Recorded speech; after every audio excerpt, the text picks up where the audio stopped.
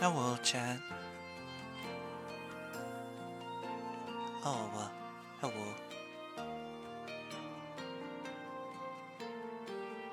Seems like every time I speak softly, Twitch doesn't know what I'm trying to say.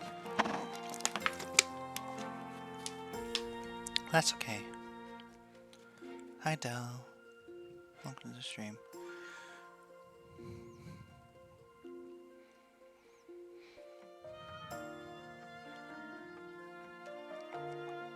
Yeah. Well, here we are starting.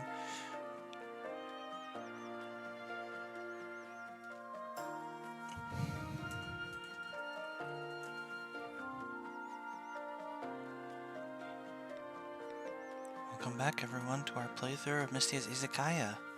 Last time, we befriended everyone in the bamboo forest. And with that done, we can now properly focus all of our attention onto the DLCs. So, let's wrap up DLC 3 by heading over to the Mjordan Temple and befriending everyone there. Osaka has something for us to do.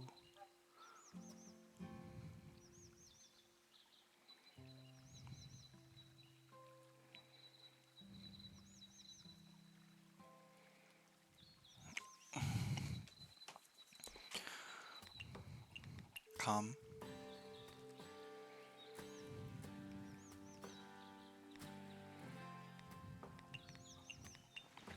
Buy everything we can.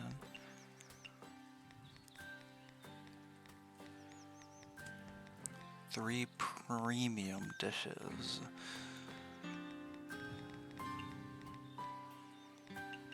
Yeah-san?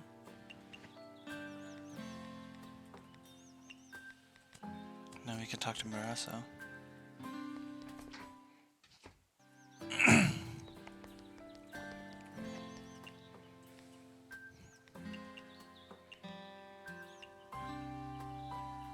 To be honest, I've been falling behind on working on the VOD thumbnail specifically. I'll try to get them done when I can, but I was gonna do some work today, but a headache has been killing me for the entirety of today. I don't even know what causes it, really.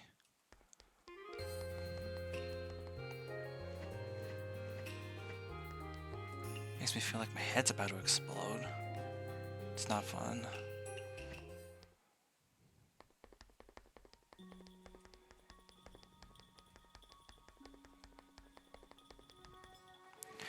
You're pretty quick. Alright, as promised, the captain shall allow you to have a taste. Thanks, here I go. Whoa, what a rich flavor. It's my secret recipe. Can I try making some too? What, you can make one after just one bite? I think I'd taste all the ingredients. Well, if you can make it, go ahead.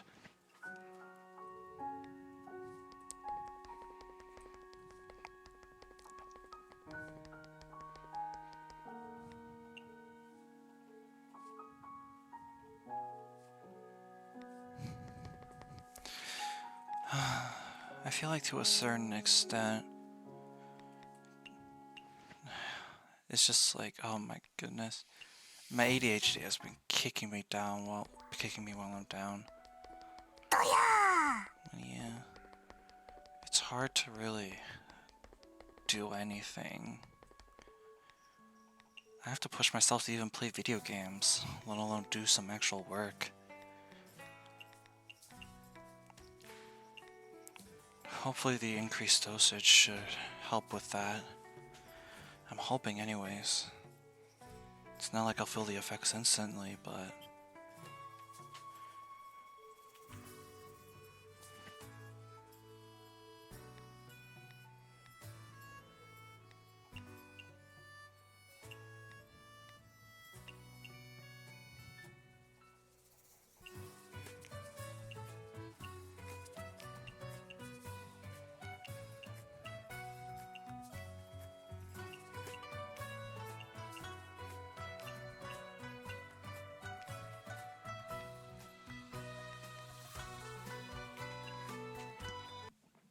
No wonder I have so many grapes. Cherno's been getting me like 20 every day. Goodness me.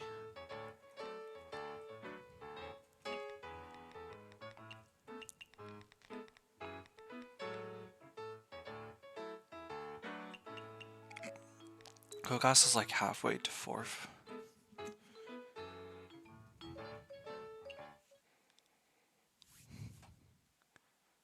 Hmm?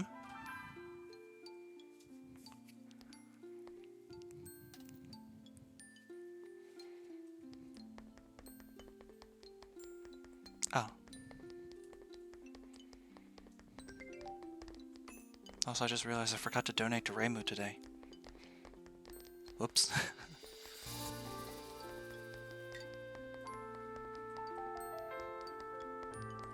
Oh, Kogasa's here already.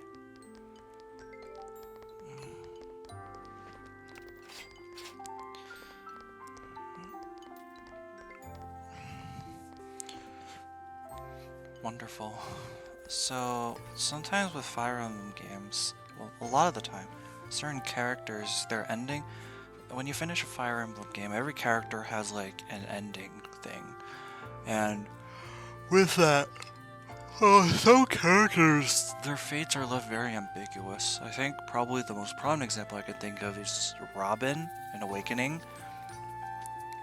Every single ending just boils down to how historians can't agree on who Robin was, what they did, if they even existed. For some, if Robin is married, there is an extra line that adds that the one thing known for certain is that they love their partner, then the partner name, above all else.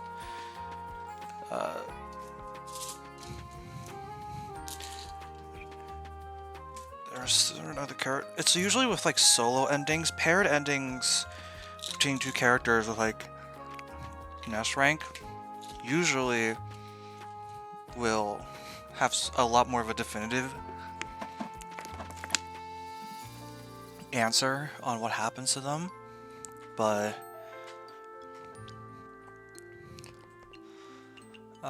usually there are some solo endings where characters will just be left. Like I think in Three Houses, characters like Felix have a lot of paired endings, which basically just boil down to, yeah, we don't know what the hell happened to this guy.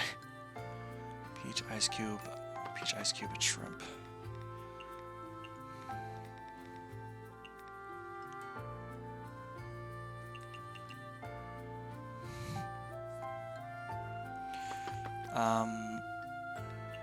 What was I gonna say? Oh yeah, there's kind of a little bit of a hilariously sad thing that happens with one character from Awakening, Kellum.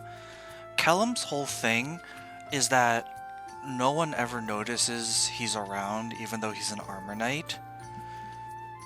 It's like people just he is just treated as if though he's not even there unless he speaks up and makes his presence known. And this is reflected in his paired endings where he gets married. The enemy mages won't forget about him, that's for damn sure. But what I was gonna say was, if he gets married, his wife in Base Awakening, and I don't know if they carry this over with in the Gay Awakening mod with potential husbands, but in the base game, with every wife he can have, if he marries them, their ending card will just be the wife's solo ending. And then I think it's an extra line of dialogue saying some historians are unsure whether she ever married or not. The only ending where this doesn't happen is if he marries Robin, and that's because her thing of talking about Drew Kogasa's here. Peculiar for Rin. Can you make the Nekomama again? Like that. The only reason that Robin's Gay Awakening mod is quite the thing to walk in on. It's a very funny name for something which is so blunt and understandable. 'Cause yeah, that's what it is. It's Fire Emblem Awakening, but gay. We just call it the Gay Awakening mod. Makes sense to me. What makes a drink vintage? Is that a real term? I'm gonna look it up now. Vintage drinks. What makes a drink vintage? The meaning of the term vintage is actually very simple. A wine's vintage simply tells you which year the grapes were picked, year the which the liquid was distilled. So then, why is an ice cream smoothie vintage?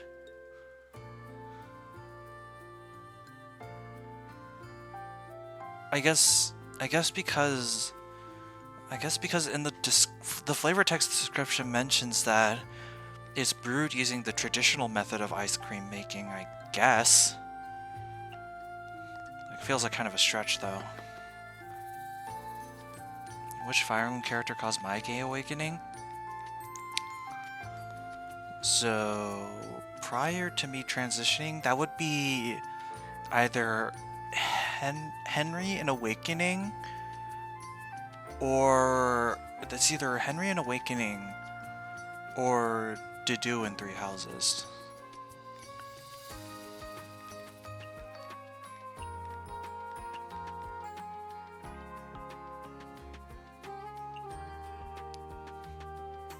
Of course, I understand now that's more so of a bisexual awakening than anything.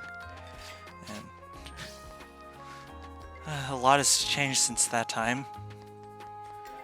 Fun fact, when I first got Fire Emblem Awakening, I played my first playthrough as female Robin, specifically because I wanted to marry Henry.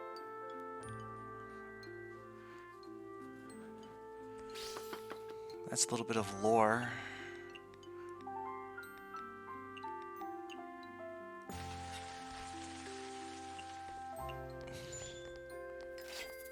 No, Gogasa, come back!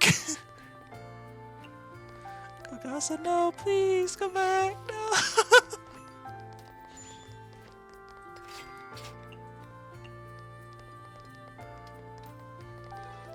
Oh, Murasa's here.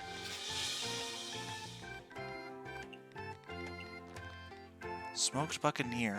Beef, salt, chili, and honey. So... beef, salt, chili, honey. I can also make it premium, though. There you go. And some high alcohol for the captain.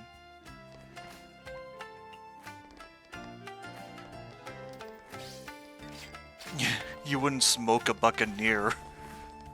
She would. She would. She smoked plenty of Buccaneers.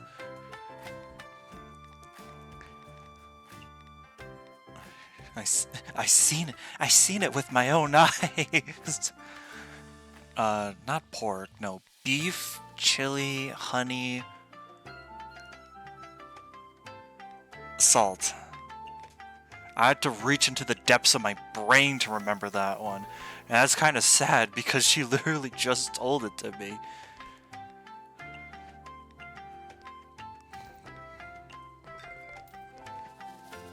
Oh, she likes dry drinks too. Specialty. But also...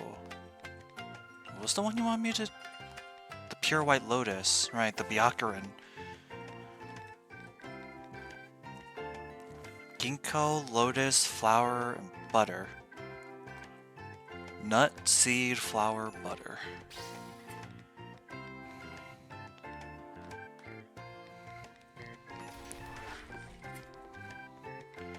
Some nut, seed, and then nut, butter, and flour.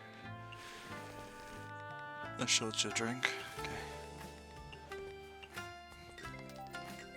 Oh, hi, Murasa. Okay. Strength boosting, luckily.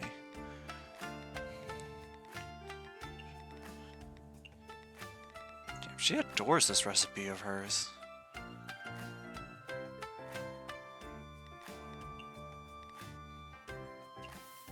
And a Western drink.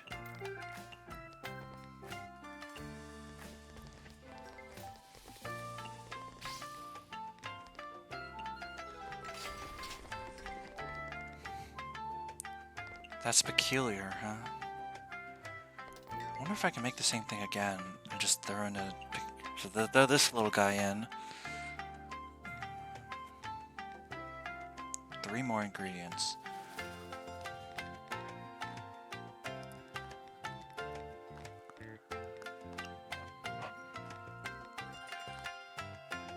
What the hell was... Flour and butter? I'm gonna kill myself. I completely forgot those were the things I needed. Heatable drink. Chillable.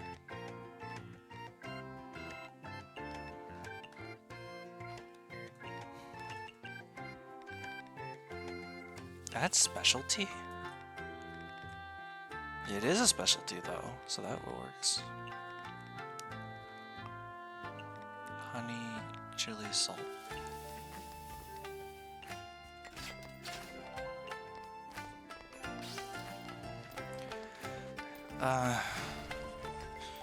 So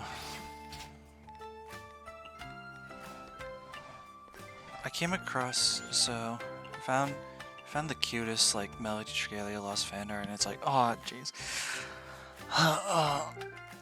I really wish I had a mobile game. I really wish I had a gacha akin to how Trigalia was. Like, I just want a game that's fun to play. Is that so much to ask?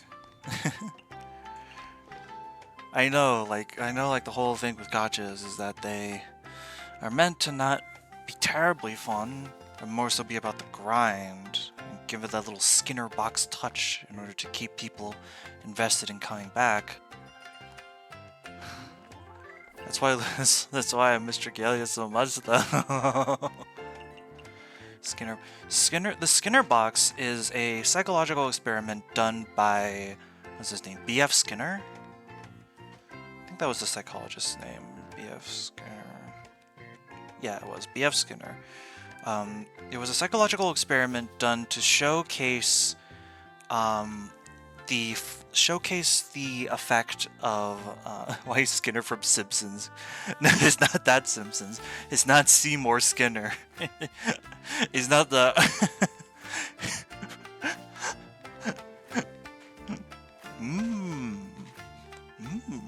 steamed clams.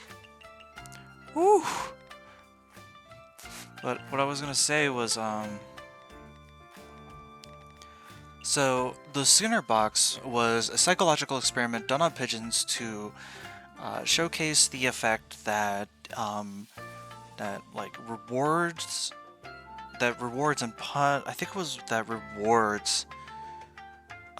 and punishments can have on a psyche. It was done with pigeons. So essentially, was it pigeons or was it rats? It was either or. I know it was some kind of animal with a semi-intelligent brain, but pigeons are not people. I think there are rats. But he initially started with rats, and what he did was he put them in a box and then had a button in the box. If the rat hit the button, it would dispense food. If they did nothing, eventually electric shock would surge through the box for a brief moment. What they found was that over time, they found that the animals were eventually able to develop habits related to pressing the button. And then using that baseline knowledge, they're able to take it further. I think this is where the pigeons come in, because further studies found that using the methods outlined by Skinner and found they were able to do things such as teach pigeons how to play. They were able to teach them how to play ping pong, how to operate certain machinery, like small machinery, and even be able to distinguish between different types of artistic paintings depending on like regions.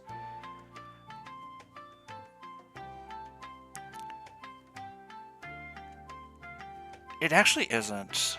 The thing is, even though our brains are more developed than animals, our brains still functionally, like, it isn't stupid because because this research was done hundreds of years ago, and we found that it holds up. The effects that these Skinner box had on animals were replicated and near and identical in humans. There's a reason why animal testing is something that's commonly done, even if the ethics of it are very commonly called into question. We found time and time and again psychologically that the effects are basically identical.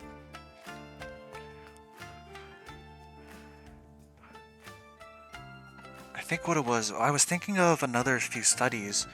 It was a study done with chimpanzees in enclosures in order to demonstrate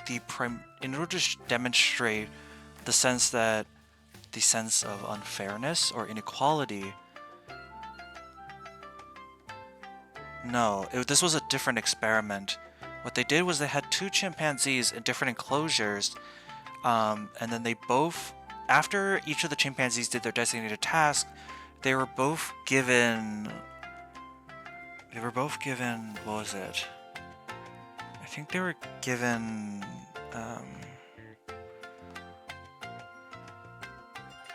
I think one of them was given grapes, then the other one was given, wait, was it? I know grapes was one of the fruit, but see, unfairness, psychological study.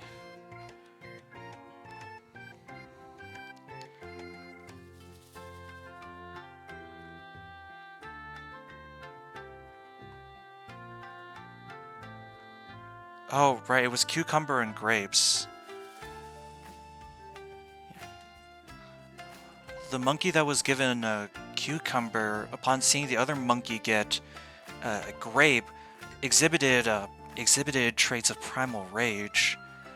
They were able to find another study found a near identical result with wolves and a button apparatus.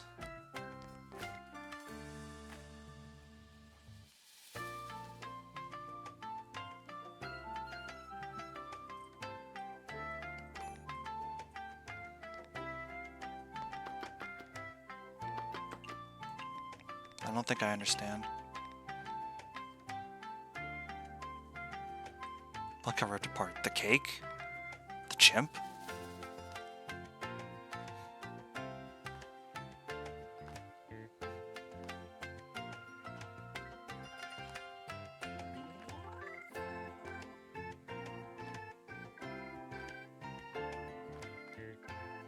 Oh, that one. Right, because they tried domesticating chimps, and it didn't work because chimps are fundamentally Hi, welcome to stream. Wonderful. What else? Specialty signature, I guess. I thought that's the incident you were talking about.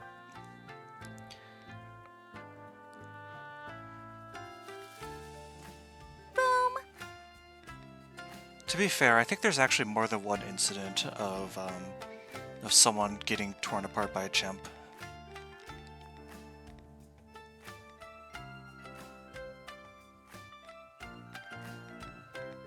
Yeah, and I'm saying I found 2 stories related to that.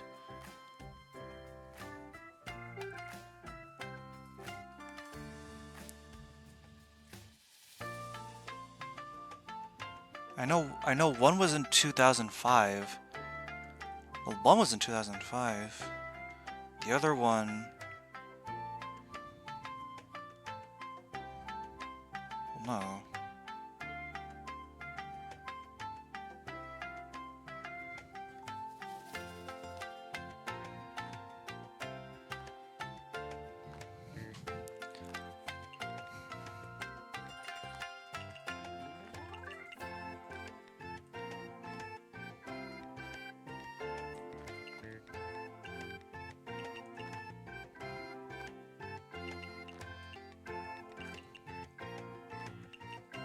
Is there any specialty wonderful things we got? I guess that works.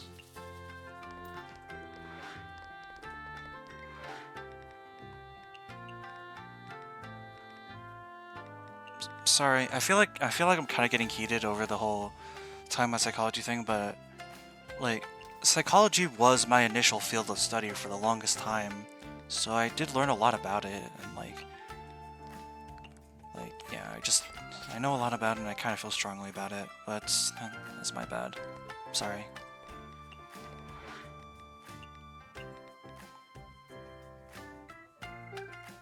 Oh yeah.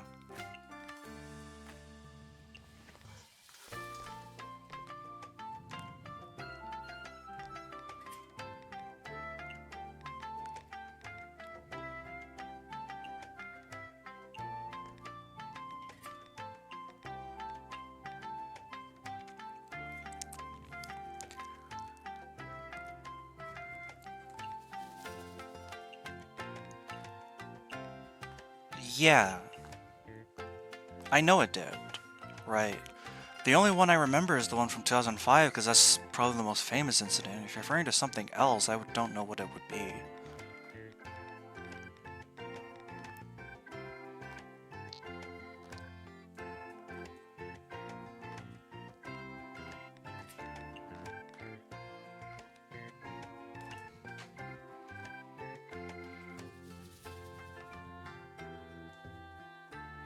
Yeah, and I'm saying that I agree. I know what you're talking about. Unless there's just something else that I'm missing completely. I'm pretty sure we are talking about the same thing. That's what I'm trying to say, at least.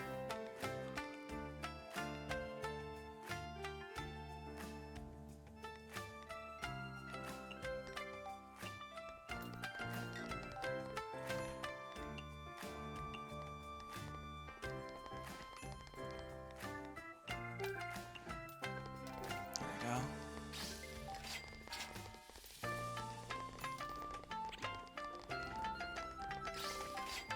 Hey, Kane, are you gonna give me the thing I want from you?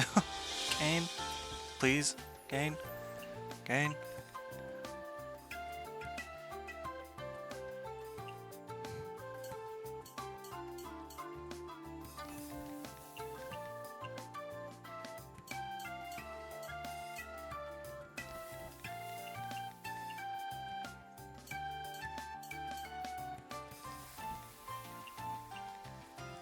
Sorry, I got sidetracked, but essentially the Skinner box is a psychological concept coined by B.F. Skinner, which details how our brains can be easily conditioned into repeating the same actions upon receiving a sort of stimulus or reward, any kind of reinforcement, which basically conditions our brain to continuously do the same thing over and over again, because we expect a reward for it.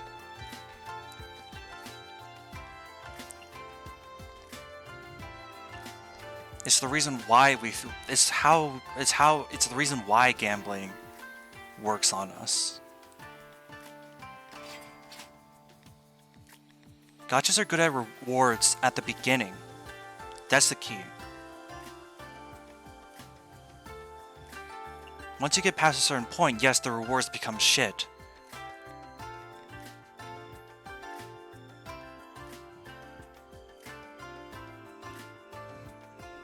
Once you get past the initial high, and you already settle into the game flow, that's when they can slow down. I mean, you can say what you want. You can say what you want, but I'm pretty sure I have studied actual, like, psychological papers detailing how these kinds of gacha games work.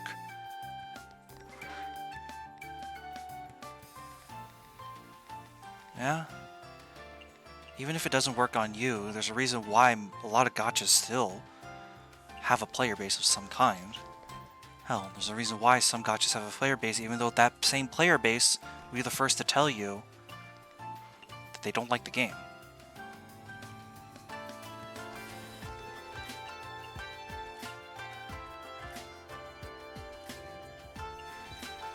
Yeah, that's Fae players in general.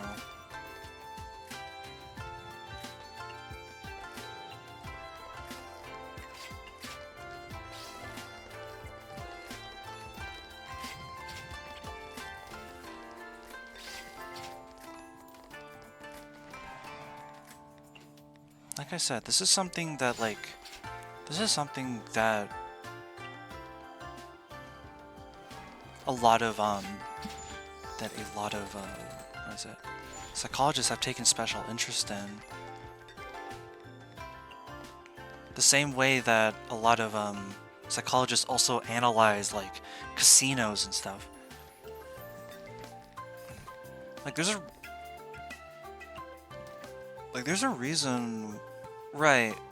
Well, to be fair, the start of a gacha's life is always going to be the rockiest start. When everything's getting settled in, there's a lot of features that aren't even, like, in the game yet. You don't even know.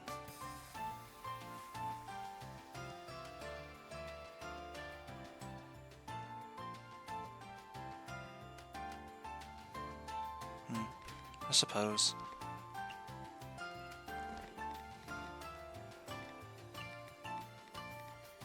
They do tend to feel very slow, yeah.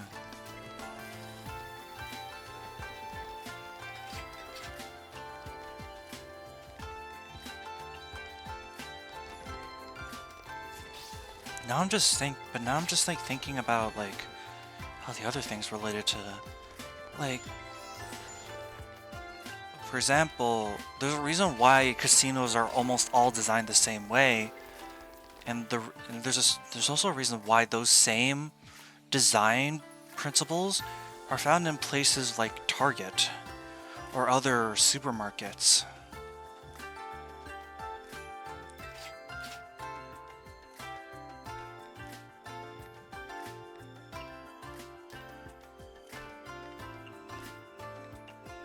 They're not necessarily meant to be super aesthetically pleasing, they're meant to be disorientating.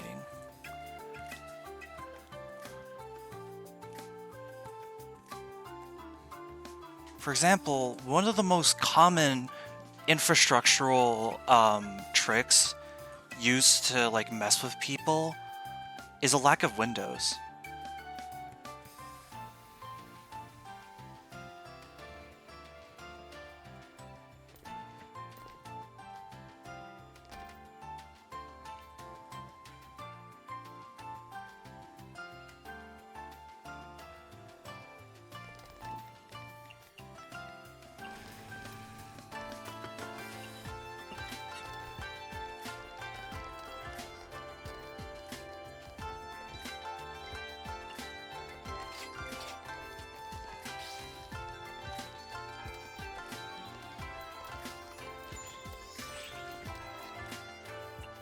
FOMO is one of, again, here's the thing, right? FOMO works off of human psychology, but it's not gonna work on everyone. Not everyone's the same.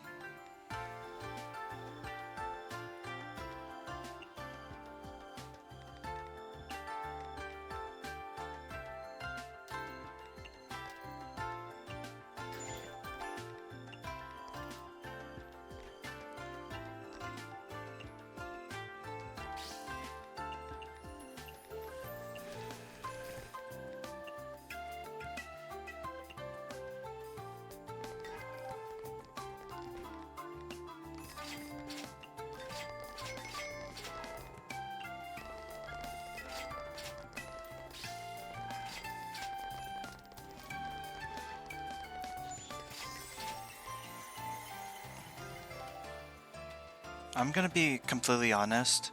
You're giving our brains way too much credit if you think, like, something having no use is gonna stop it from affecting people. I'm gonna keep it a buck. We can sit here and talk about how obvious of a ploy it is, and it is a ploy. Don't get me wrong. Don't get me wrong. Don't misunderstand me. It is a trick. They are doing this intentionally. But there's a reason why it works. Why not use something like a character? Because for a good amount of a potential consumer base, you don't need to go that far. There are a lot of small useless things that people will, like, feel that FOMO over. It is not just like, oh, this has to have some practical use for me to care. It can be something as simple as just a cosmetic that has no impact on games. And people will still, like, froth the mouth and be desperate to get it. It is not... Again, like, when we say it in a vacuum, it feels very obvious. Like, yes, this is all a trick, this is all a ploy, this is how businesses and corporations and stuff like that manipulate us. But the reason why it's still a practice that works is because it works. And even if it doesn't work on us, it does work on a lot of people. That's why the practice is still a thing. This practice would have fallen out of favor if it didn't work on most people, right?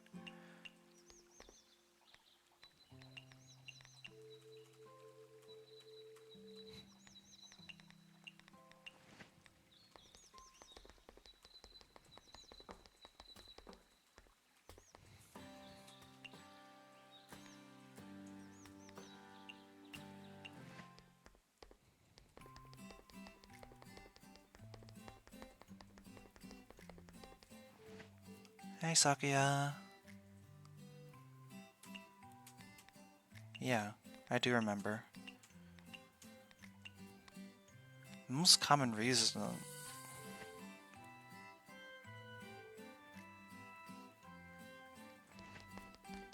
But still, in the moment it did serve its goal.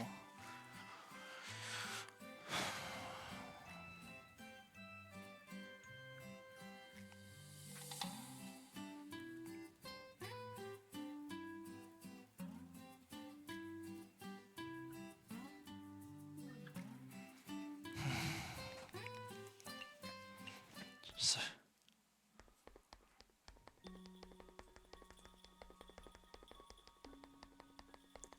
oh, yeah, that was a thing. What was that all about? Sorry if it feels like I'm getting heated about this.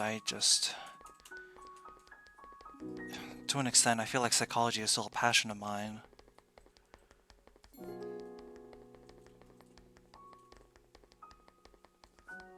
So I take it pretty seriously. But I don't mean to get so, like, heated or pressed over something like this. Your Pure White Lotus sure is popular. Everyone thinks it's just really interesting. I told them you came up with it. Oi! The hell are you blabbering about? They were all shocked when they heard it, and they really appreciated you caring for them. Huh.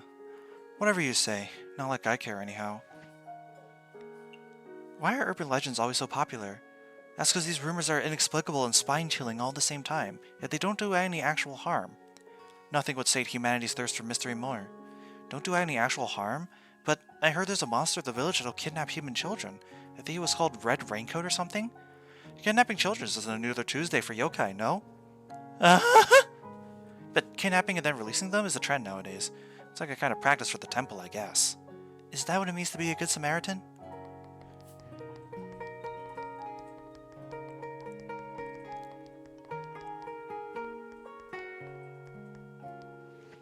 Is my smoked buccaneer good enough, Miss Marasa? Good enough? Good enough! It took me who knows how many days to develop this secret recipe, and you cracked it in a day! That's because you added heavy seasoning to your meat, so it's not very hard to taste. If it bothers you, I won't make it in the future. Not really. Smoking meat is actually a hassle. Now that you've learned it, I can just order some at your shop. Really? Feel free. I'll show you my best smoked meat yet. I heard from Kyoko there's a dignified disciple who's like a big sister to everyone here. Why don't I see her around? If you're talking about Sho, she's technically the avatar of Bishamonten, so appearing too often in front of people will cause a ruckus. So she wants to remain mysterious? More or less. Yeah, I agree. Compared to stuff you can see and touch, humans prefer worshipping the intangible more. That's what you say, but she's actually afraid of slipping up, right? You can't fool me. She may be the avatar of Bishamonten in name, but in truth she's just a yokai tiger. Even if she originally was a yokai, Sho has already become an existence which can gather faith on her own. If you want to talk about strength, she's in the same boat as that god in the mountain. No way. A yokai who attained enlightenment? All that and then Sho is still just a fraud.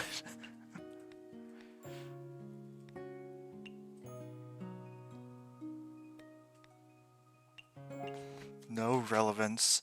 No bitches.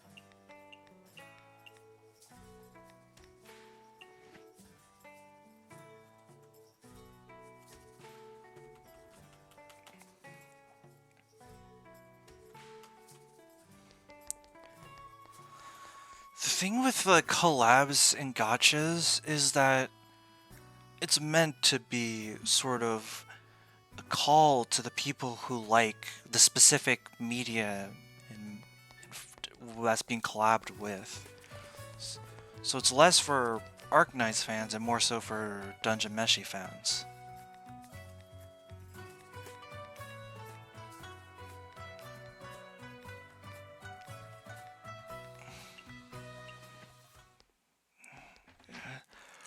It's very rare for collab units to oh damn.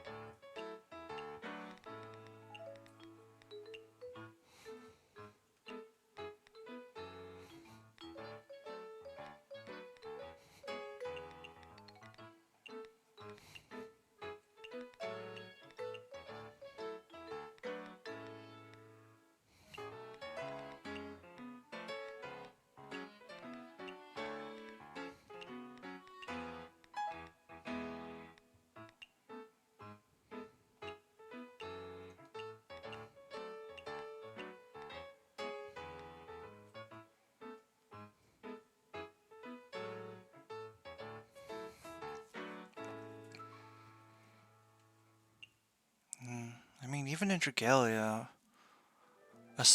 like, well, to be fair, the collab units are either, like, borderline useless or, in some cases, meta-defining.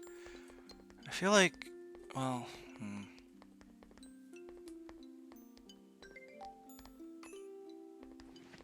think the most meta collab unit we had in Dragalia was Marth. And that's specifically because of his, skill 2. I think it was Shining Emblem. Because it had 100% skill prep on use for the entire team.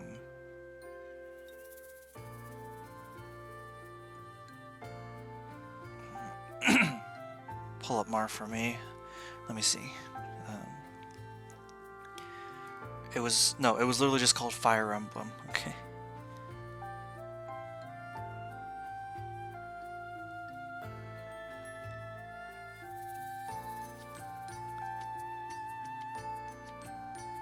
Wait, no, it wasn't his skill 2. It was his ability?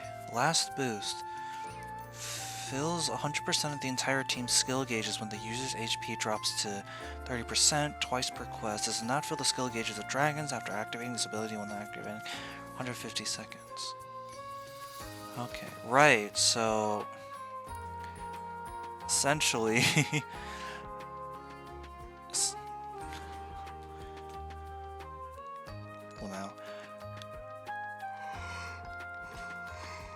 with Marth, he was paramount to a lot of cheese strats.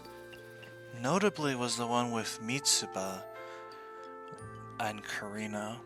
I'm trying to say her base skill is good, but it's quote unquote good.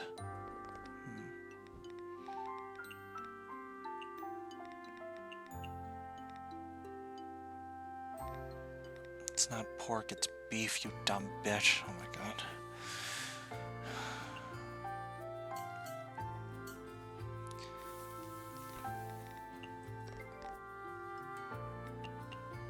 I put in the wrong meat for the dish I was trying to make.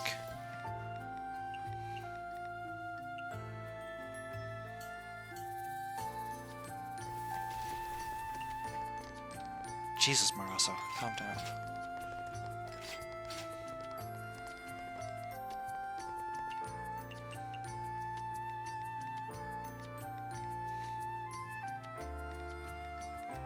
I was just muttering to myself out loud, that's why.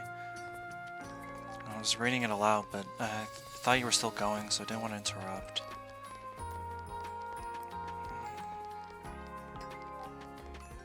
I was just talking to myself about Marth. So I was thinking about like Dragalia collab class units and stuff. Just thinking about which collab units in Dragalia were actually good to.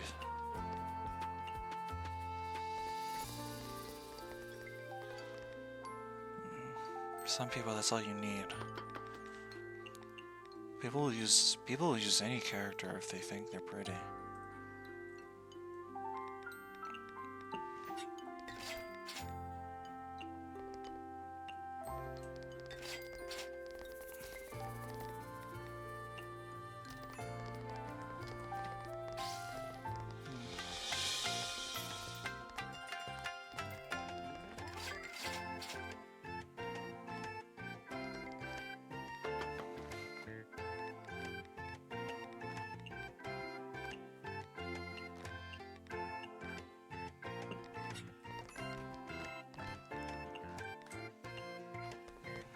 Just recounting I think the comp was to Karina's, Mitsuba, and Marth.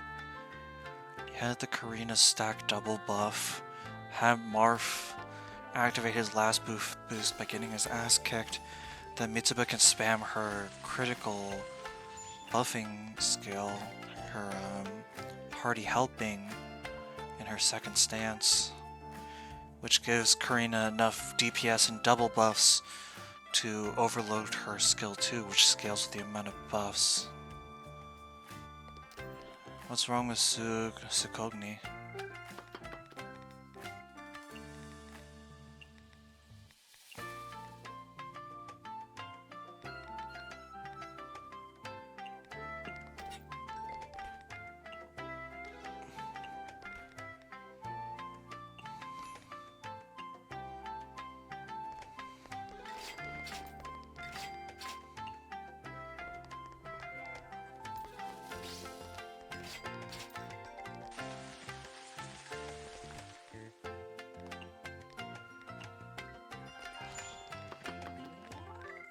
Koishi. Of course she would be here too.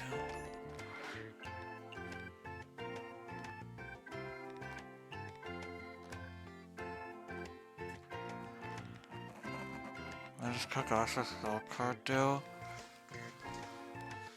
Kagasa's spell card makes it so that any dish with a peculiar tag cooks faster, and any guest who gets the peculiar tag has a 30% chance to. A 30% increased chance to follow up on an order. That's home cooking.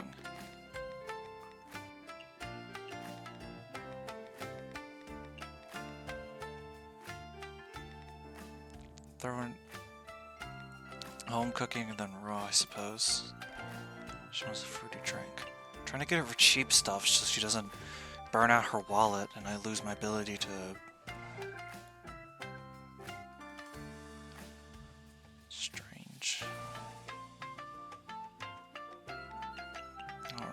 I gave to Koishi.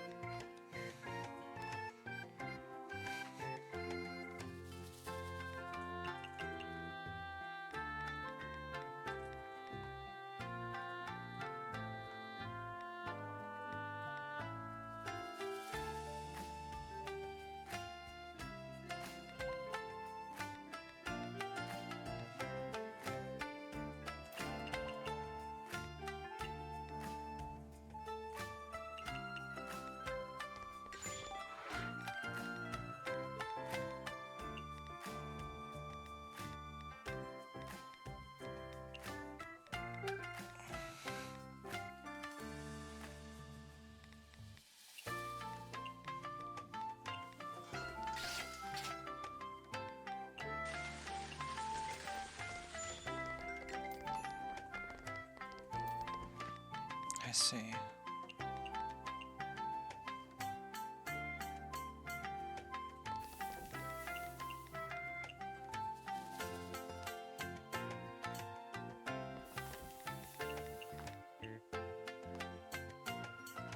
Only twice?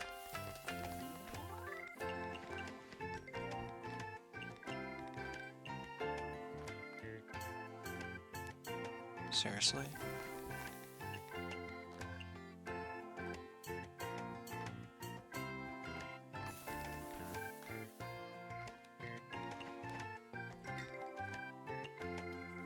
There's so many rare customers, huh? I didn't even realize. Meat.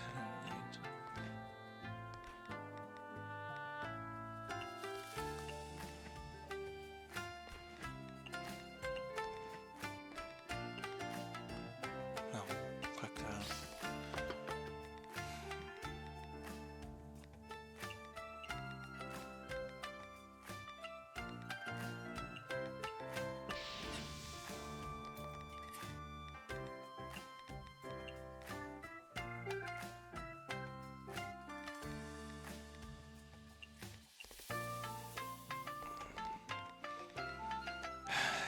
Sometimes that's all you need.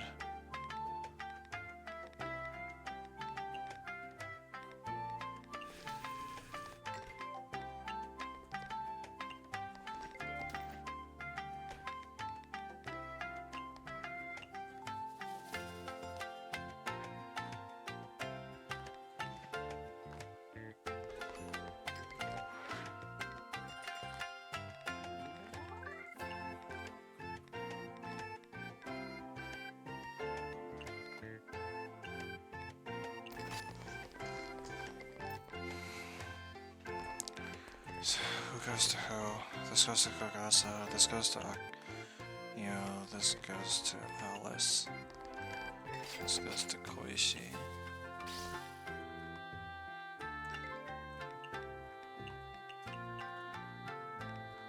Oh, I see.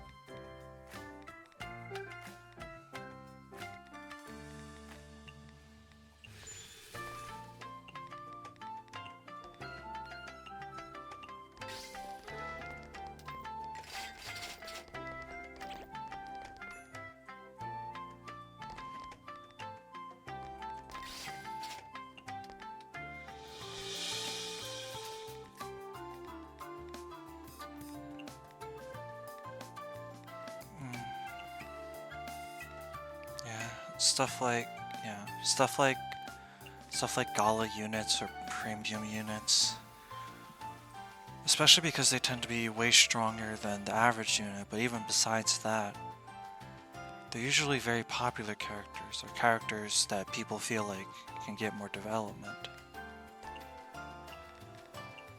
so they tend to stick out just based on that alone.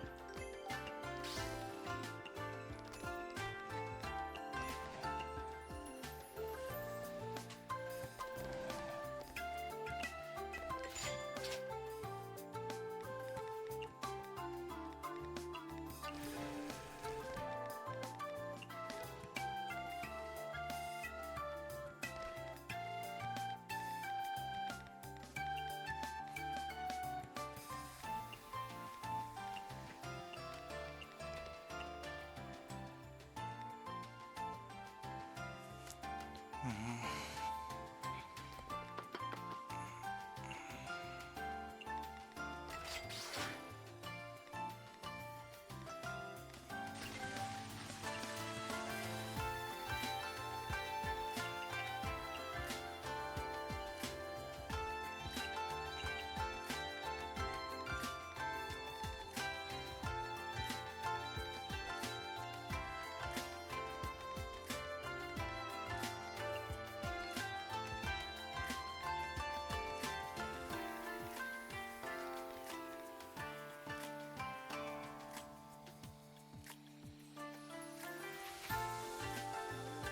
Oh.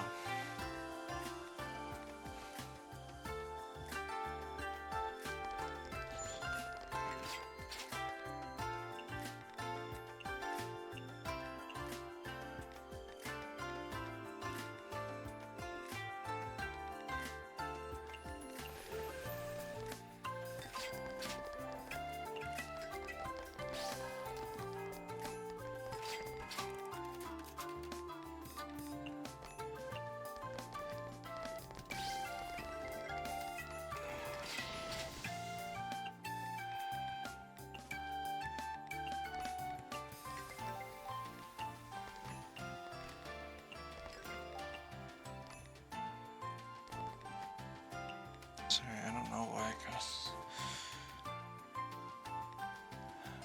Which makes sense.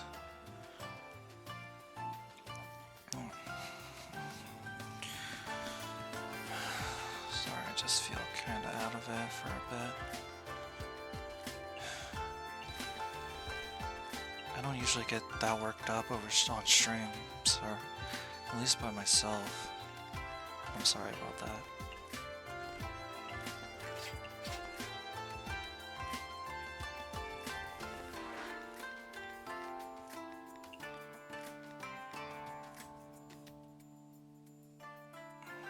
I was trying to hold back because I didn't want to like get too upset on stream. That's why I don't really like expressing myself like angrily too much, at least like genuinely.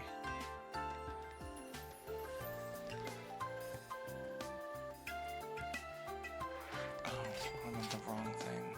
I'll explain it. I try to suppress myself because I don't.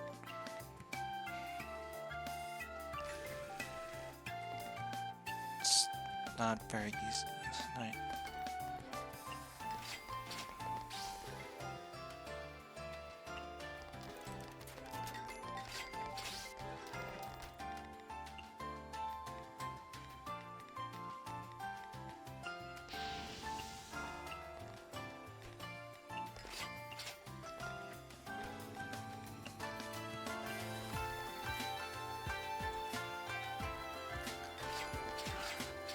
I feel like that's usually in instances where the non-limited is a very popular thing or character that people like. They're willing to spend a lot of money on it.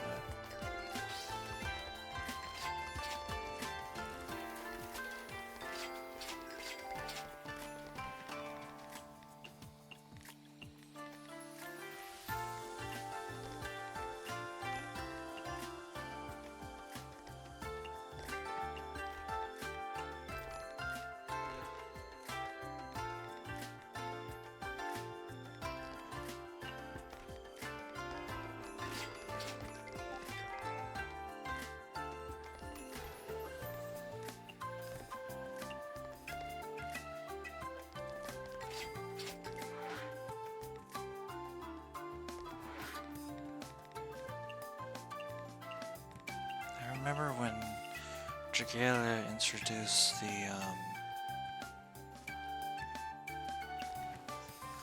what is that?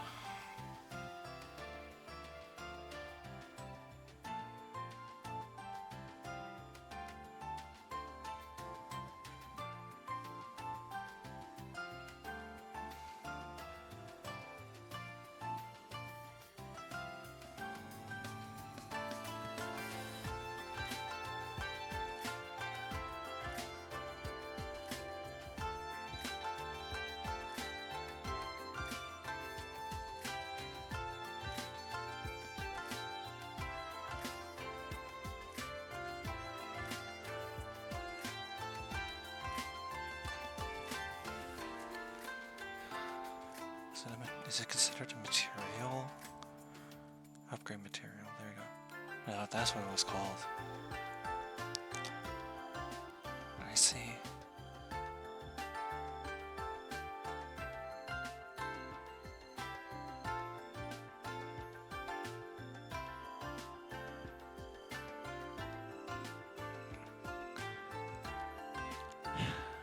That's good. Alright, I was just thinking about when Jigale introduced what is it? Omnisite, which was like a crystal, or no, not. Okay, it was actually two instances. One was Omnisite, which is essentially just a fast pass to instantly. It's a fast pass that instantly upgraded an adventure to their max level. And people were like, "Hell yeah, awesome! Something to like wail on potentially if you want to skip the grind." And then they were like, we're gonna give so many of these to you guys and like for free." And we were like, "What the fuck? Why? Let us spend money." Instead, they just refused. And then the second instance was with the shared skill tomes. They introduced the shared skill mechanic, and then they said, like, if you want to unlock shared skills for other adventurers besides the story ones, you're gonna have to use these shared tomes, right? And they can get pretty expensive, like especially if you want to unlock multiple characters at once from the same element. So they're like, "Oh hell yeah!" And then they were like, "But we're gonna introduce an event type specifically so that you can unlock them like at your own pace with no contest." And we're like, "Why the fuck?" I just find it weird which shared skills they chose to like be shared. I remember Valentine, because like Valentine's Melody's shared skill was her second skill, and that never made any sense to me because, like, why wasn't it her skill 1? Her skill 2 is just her tripping and spilling a bucket, which is cute and all. But her skill 1 is the one where she dashes with a broom, trips, and trips. I feel like that one could have easily worked as the shared skill. I don't know why they didn't go with that one, to be honest. Like, it's not any more useful than her skill 2, but like, it would have been infinitely funnier. And to an extent, that's kind of what I want. I want it to be funny.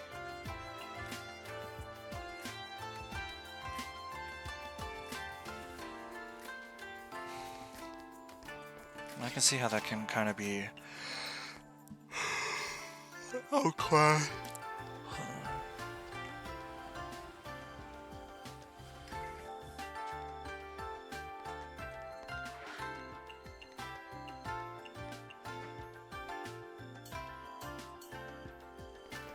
Thanks, Rabbit.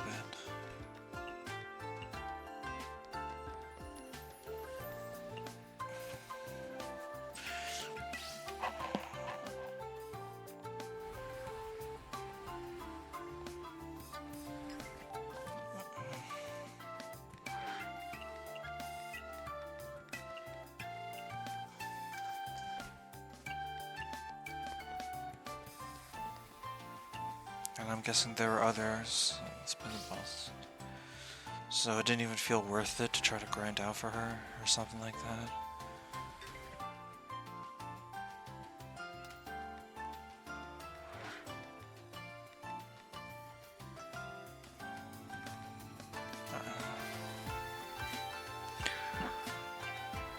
I don't know, maybe I'm misunderstanding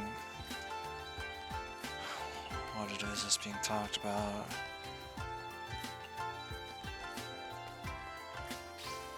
Nice. But I feel like I'm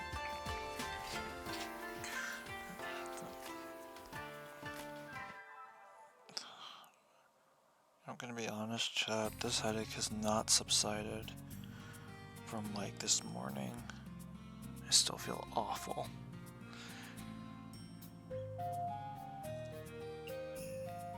Right.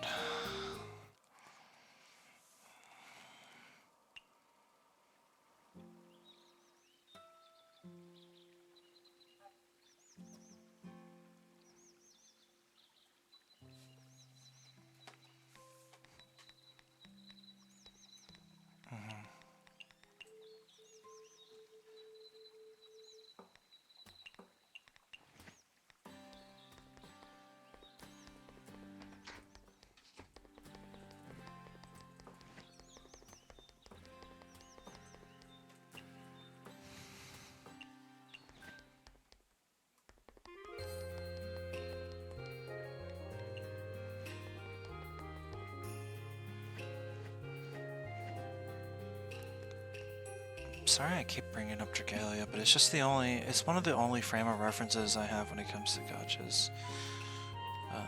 That I, like, really know well. I guess I could go with Faye too, but, like, I don't want to talk about Faye.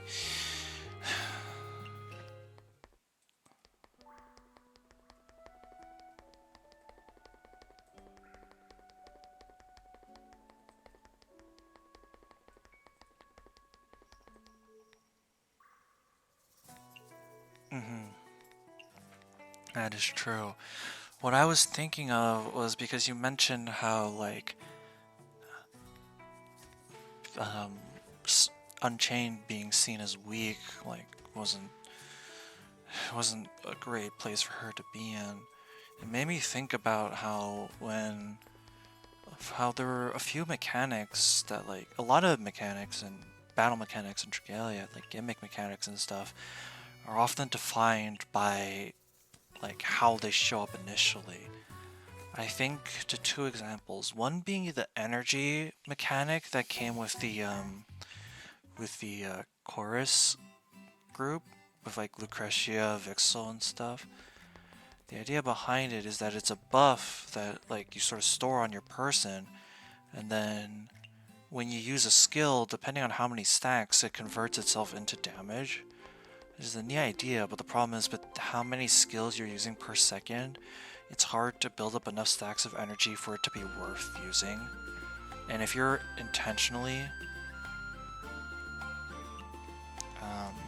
gunning for, like, huge energy bonuses, that's usually a loss in DPS because you have to wait so long.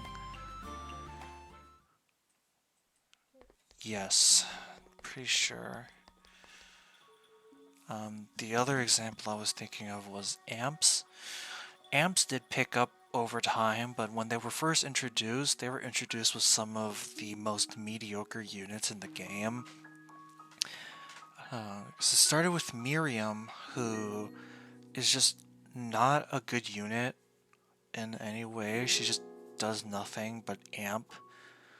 And generally you want your amper, in a modern context, like with all the units we have in the game, you want your amper to be someone that amps as a bonus in addition to another role, not just amp. There's a similar problem with a humanoid Mercury, though she was slightly better because she had a dragon drive, you know, by virtue, or not dragon drive, but, like, she had, like, more dragon shape-shifting benefits as someone that was a dragon. And then the biggest view of them all was Child Ranzel, who was just complete dog water. Of course, amps did pick up. Amps got better. Better units were introduced into the game that utilized the mechanic better. But, like, on its release, amps were the meme. They were introduced specifically for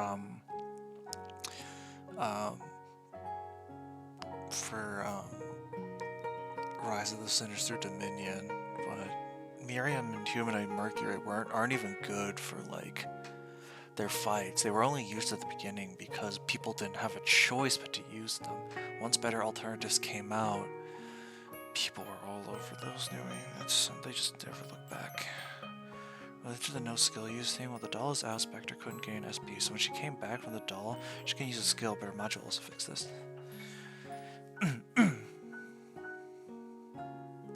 Want to see the most inconceivable fireworks? You know, why do urban legends always happen in toilets? Like Red Cloak, Akaname, Hanako-san? Maybe being scared in the toilet effectively gets rid of constipation? Bzz, wrong. Why then? The correct answer is, a human dashing out from a toilet is super duper funny. That's not very nice of them.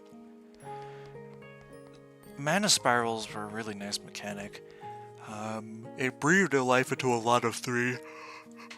In fact, the only character to ever receive a nerf in Dragalia's lifetime was a 3-star. Rest in peace, Vice. Poor bastard was too good for his own good. It gave her some SP when returning from the doll. That sounds a pretty good change. Not just to herself, but to other abyssal hunters. I just noticed, your ladle is bottomless, so, too. Since everyone already knows my weakness, I gotta work hard to overcome it. Then how do you usually flood a ship with water? My ladle may be leaking, but it can still hold water. How on earth do you do that? As long as you put our heart to it, nothing is impossible. Don't use such a cool line for pranks. Relax. Due to Miura and Temple's influence, I don't cause accidents willy-nilly now. Really? I'll at least pick and choose the targets I want to sink. Aren't you still causing accidents then? Yes, but not on purpose. Wink. Her second module gives her a speed region, but... yeah. Kogasa.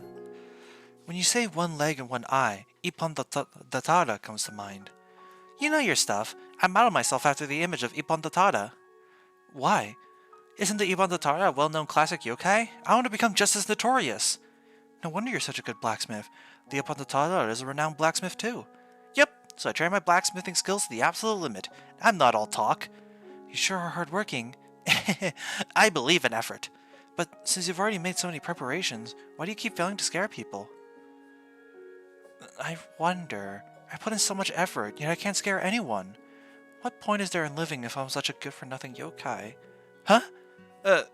Sorry? Why apologize? It's my fault for being so worthless. I was a worthless umbrella, now I'm still a worthless yokai. Yep. I'm just, don't fret. Why don't you tell me what you've been doing? We can think of a solution together.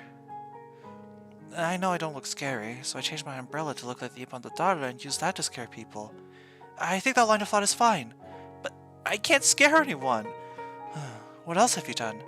I heard I could easily scare people by hiding near roads with lots of rumors and danger. A treasure ship just so happened to have arrived in Gensokyo, so I hid near the treasure ship and scared humans who want to explore it. Sounds great. How did it go? I got beat up by humans. I didn't get it, so I flipped through many classic ghost stories and I discovered everyone scares people at night. So I patiently waited until night. Now I'm sure you'll scare someone. I still got beat up by humans. Gensokyo's humans are too unreasonable. So I thought, why not scare this newcomer who had just built a temple in Gensokyo? Isn't that way too reckless? My plan to scare the temple's head priestess may have failed, but since I kept loitering around the temple, I accidentally discovered that Miura Temple Cemetery suits me very well. Right, I almost forgot. Didn't you say you could scare people by staying in the cemetery?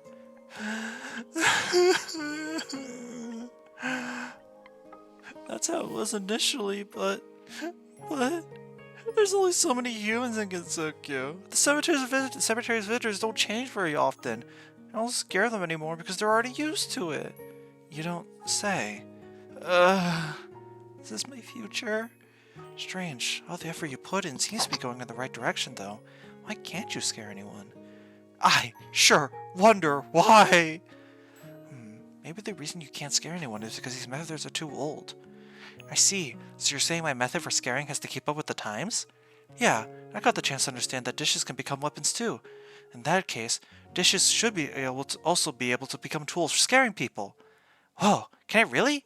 Let's give it a shot. We'll create a freakish dish unique to Gensokyo. Awesome.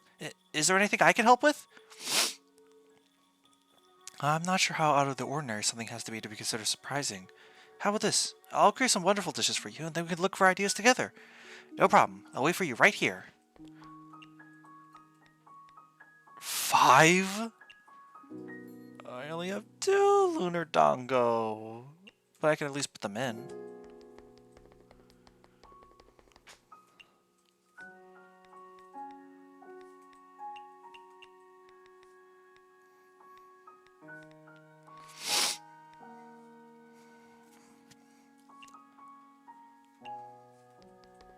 But when it comes to a character becoming good, something they got, the first thing I thought of is Catherine and her mana spiral.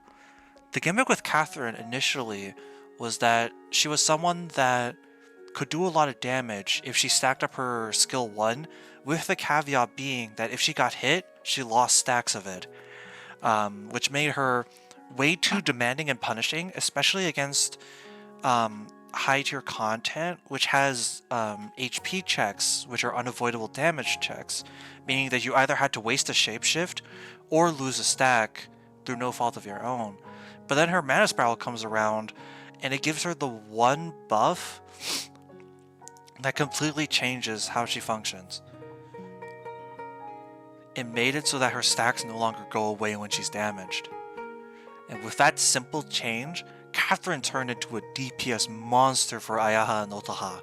because she can just save up her stacks and constantly be launching barrages of her S2, dealing uber amounts of damage, basically constantly, without having to worry about like damage casting or anything like that.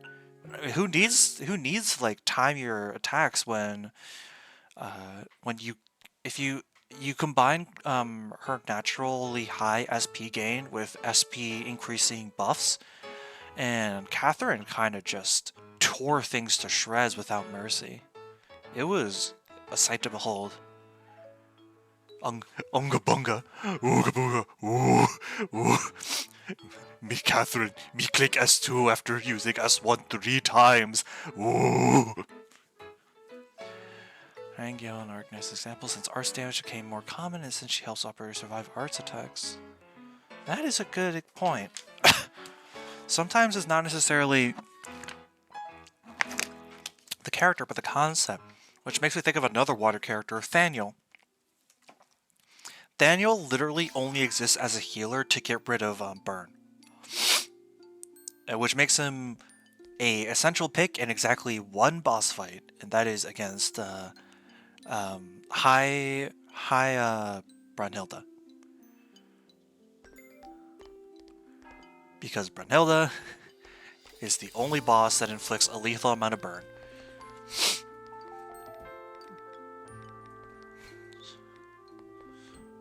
So if you want your characters to survive, you use Thaniel. And outside of that context, you never use the poor bastard anywhere else. Wait, I don't even need meat. I can just put like a vegetable. I have like 2,000 seaweed. I'll put this lamprey in seaweed and watch it burn. Oh wait, that's right, that's why. But it doesn't really matter.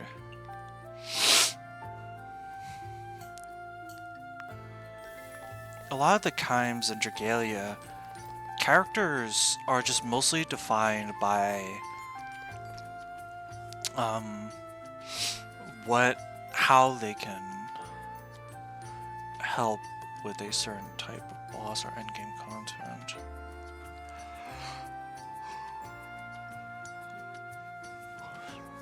Right.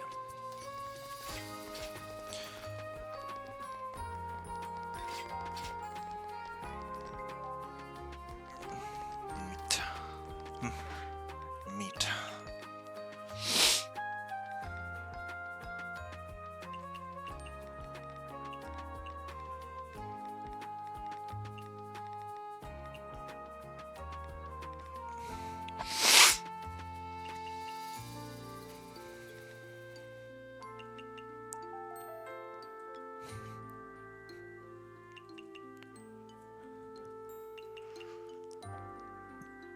True.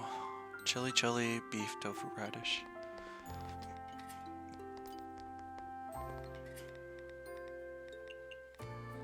That's the opposite of what I want. Chili, beef, tofu, radish.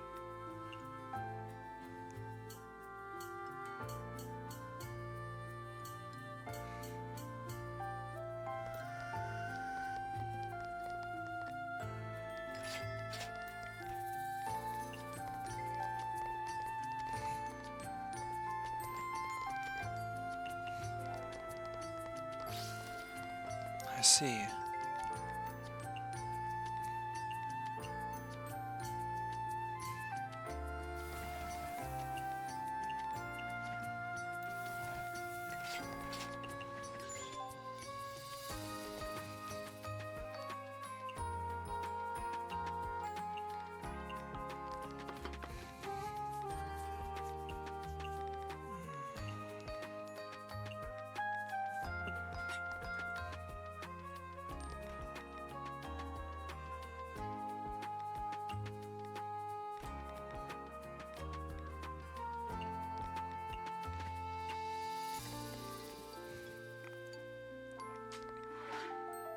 Right. I remember you talking about that.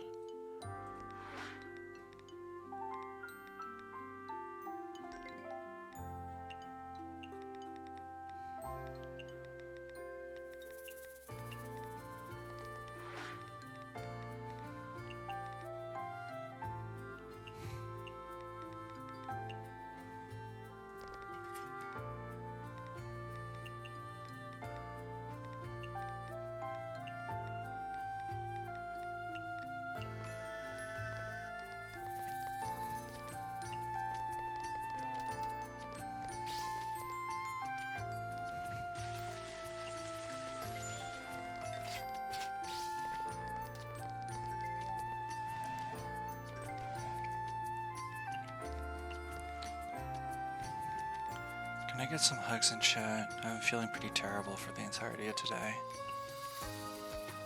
I know I usually don't ask a lot of chat. It's like the first time I really asked something like this. Without I'm sorry. I don't feel great.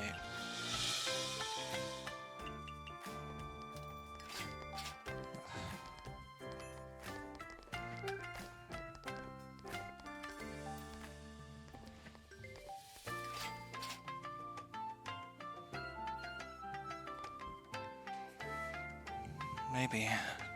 I think maybe once we do the Hakurai Grand Festival, which shouldn't be far off since we're getting very close. We already did the Divine Mausoleum after all.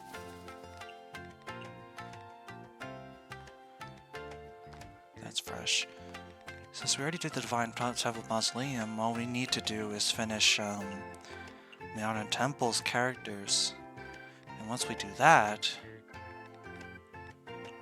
then that means we can do the event, and then we can call it there for tonight.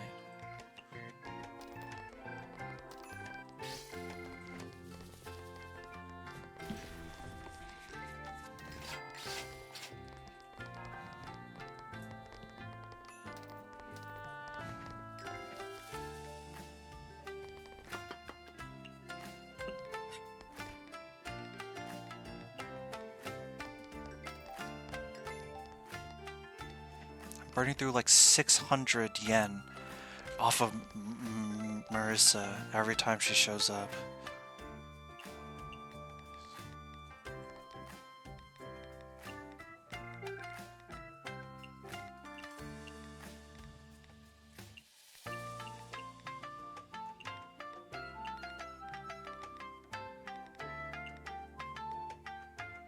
Tuna, venison, honey, herb, truffle.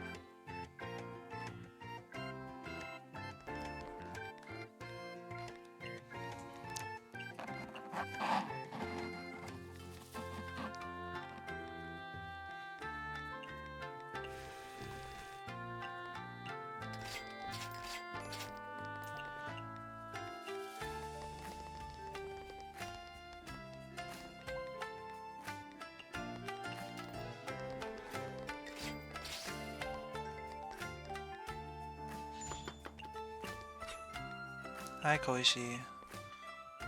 One for dessert. Okay.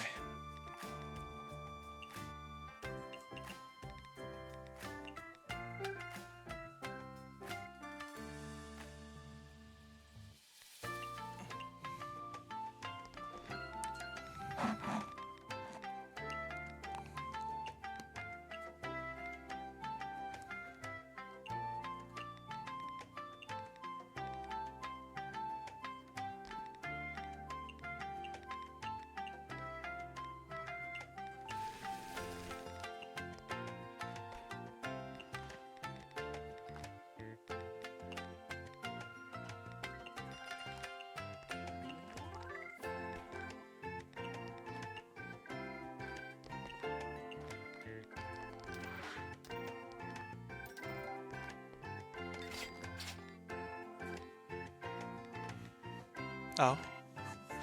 How so? I'm not familiar.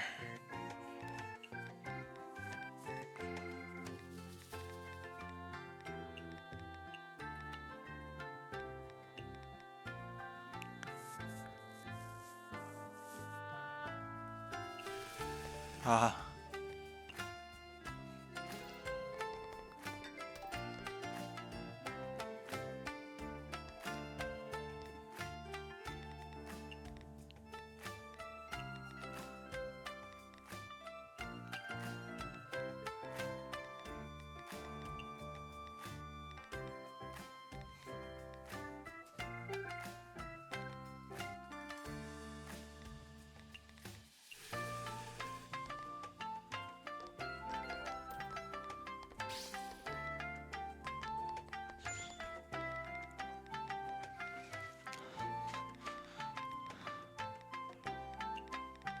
I see.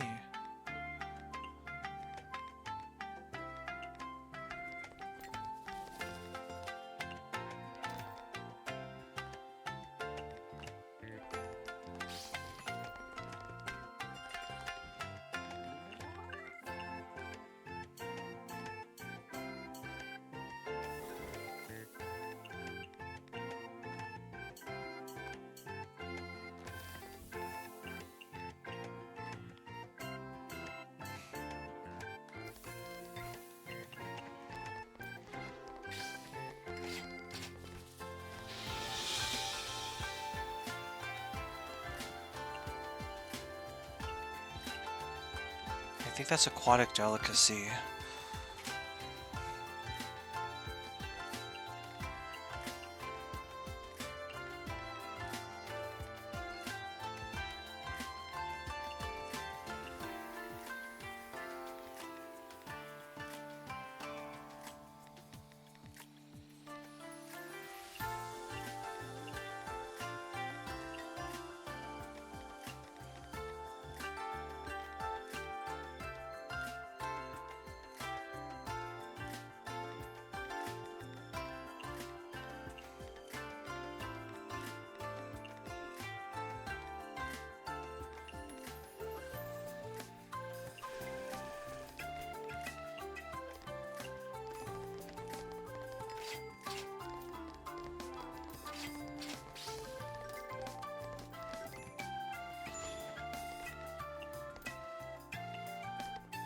What do you mean normally?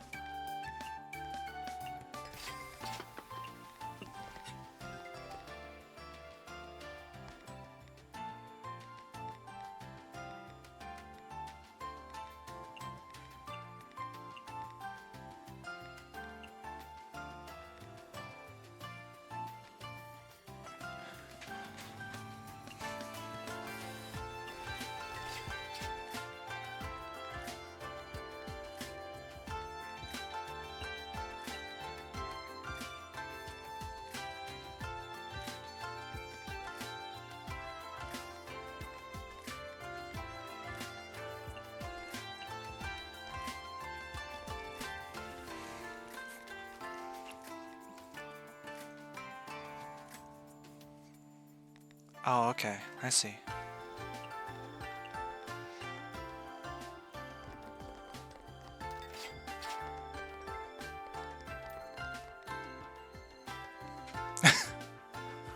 Alright. I can understand. I can understand that.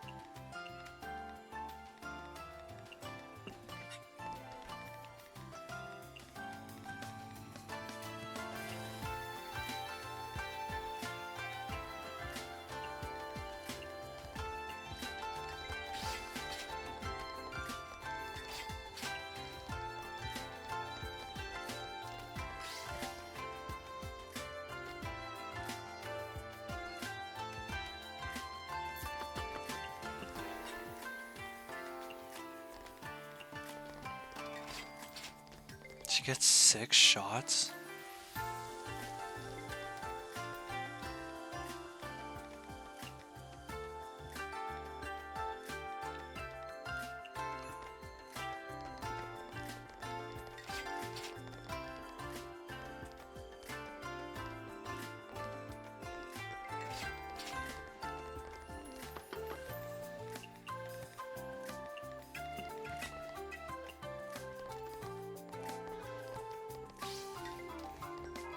I see.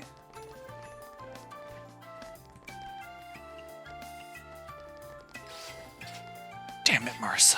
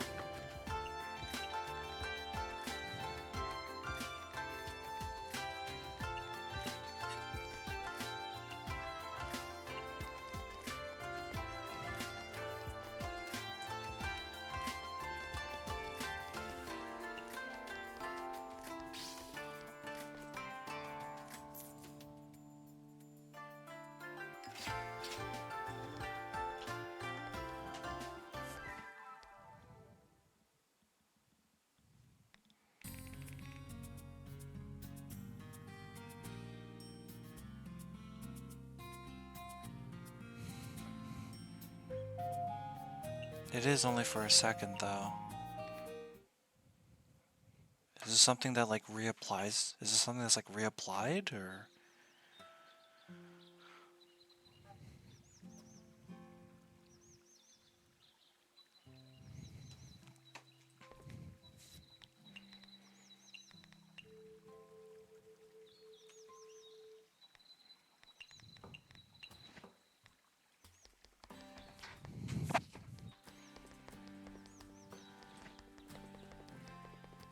Fresh stirration, I see.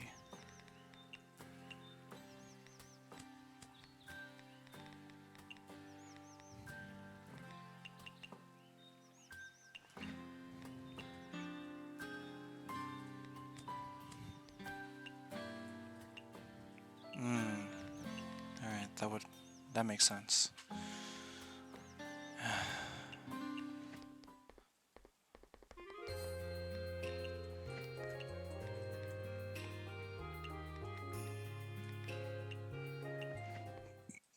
Sorry, sometimes I feel like a complete moron for not understanding things.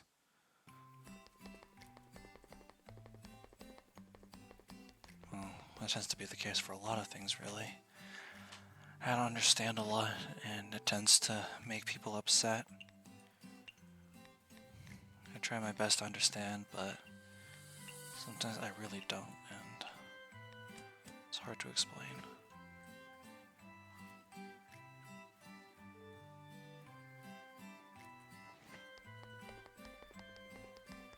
That's pretty cool. It's cool that there's a way to work around the fact that you normally can't directly.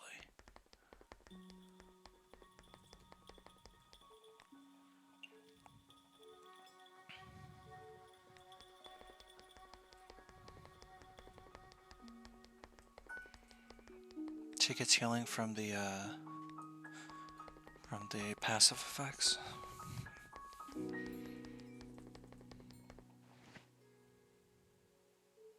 The feeling of the extraordinary. I think I'm starting to understand the secret behind surprising dishes. Really? Wait a bit. I'll try to sort out my thoughts and sketch it out.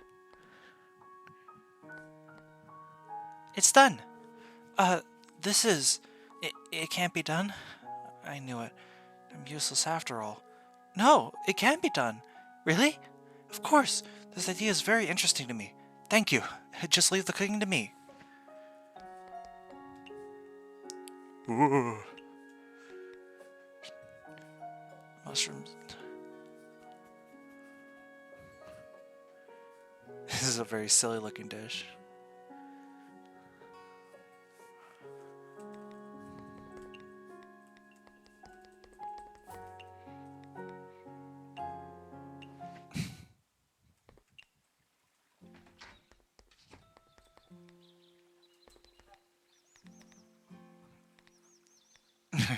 Fails once, stay ruined.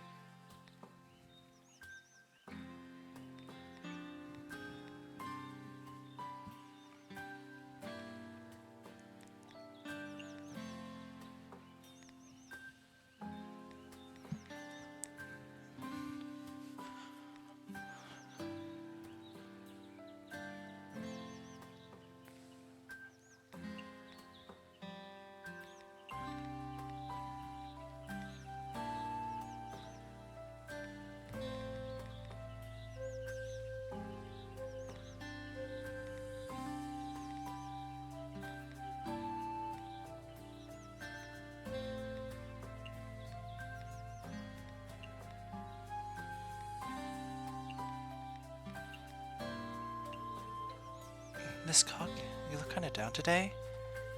Bored.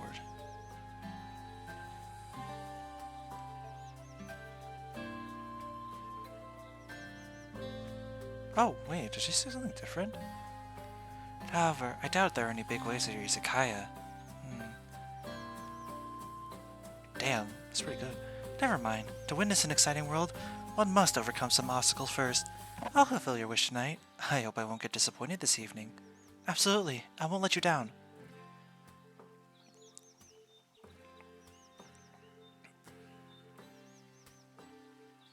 I think characters' dialogue for invitation changes as you get to know them better.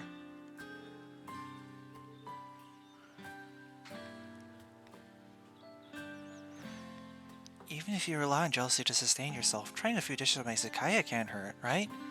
I guess trying something different every once in a while isn't too bad. And your Izakaya is pretty crowded, so I should be able to collect large amounts of jealousy. Then I look forward to your visit, but please don't stoke the jealousy of my customers.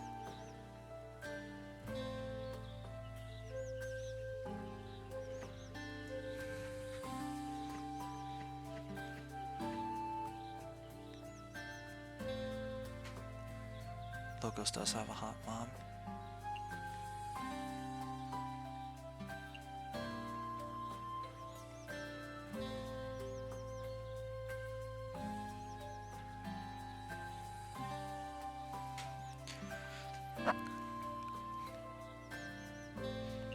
Back to the Mioran Temple we go.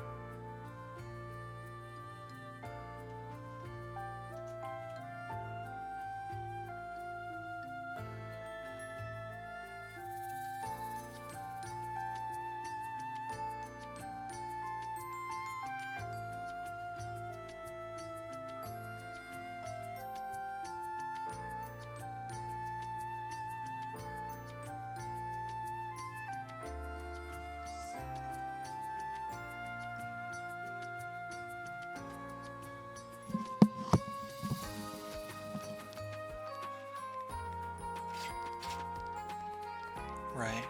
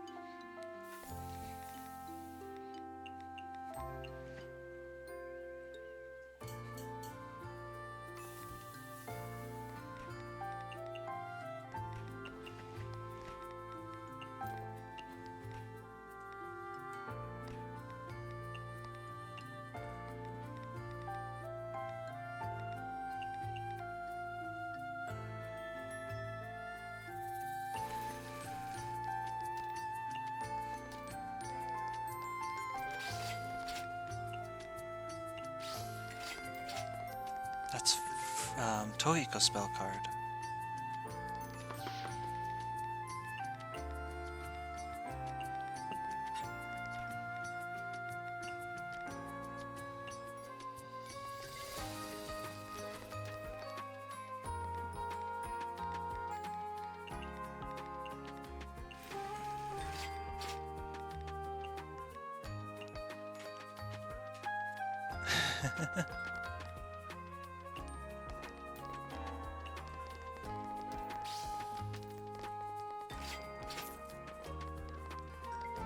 Hi, Kokasa.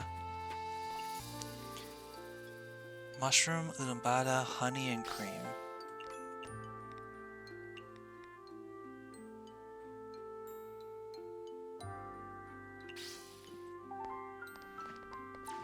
That's Rumia spell card.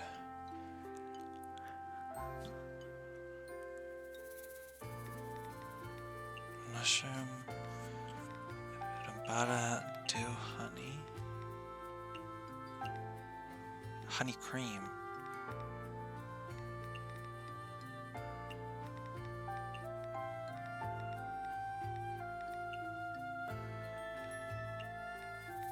Honey.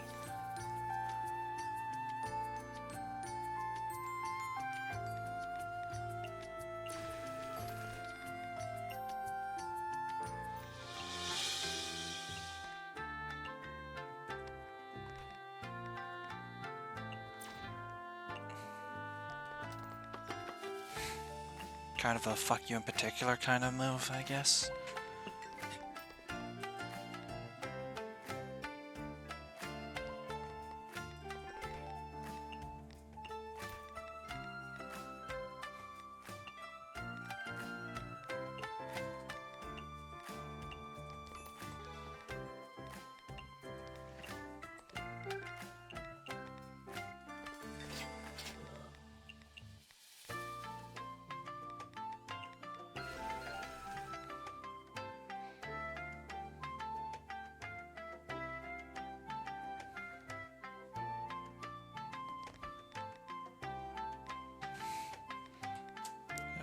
Oh. Is that rare?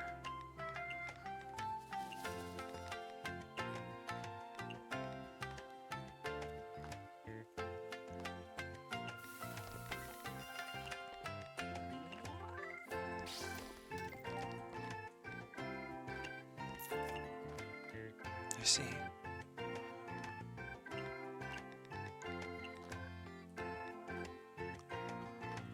Lemon, grapes, and cheese.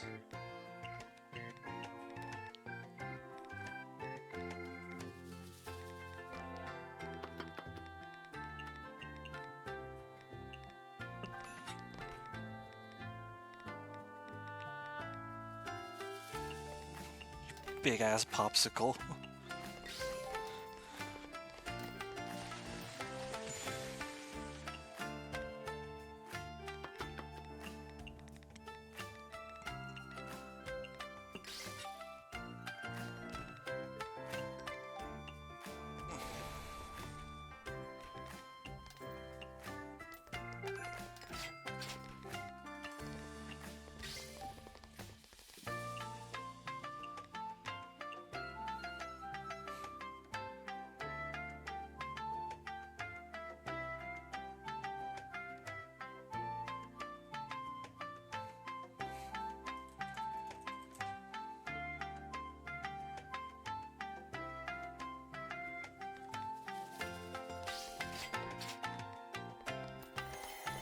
Oh, taste spell card.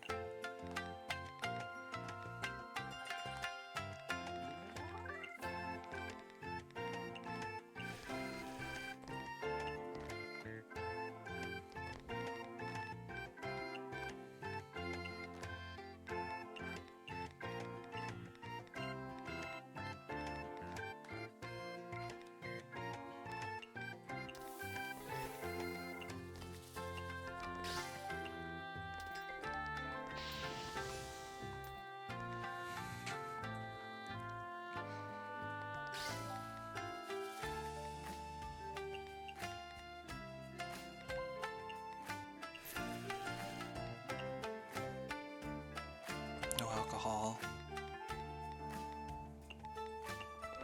Soda. No alcohol. Oh, we have both Satori sisters in the Izakaya at the same time.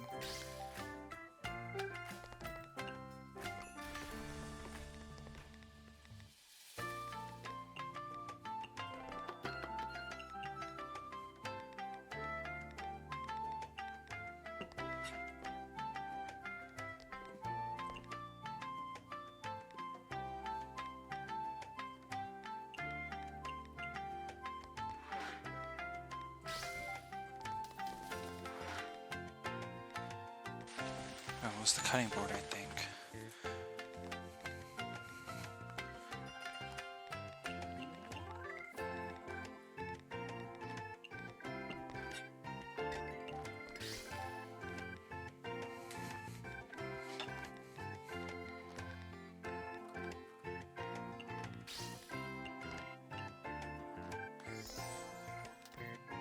Mid-alcohol. Try.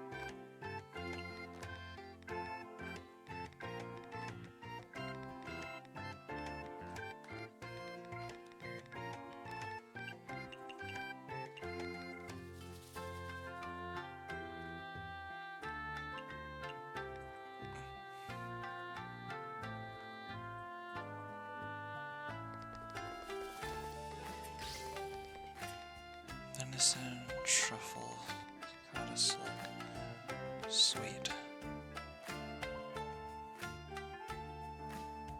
salty.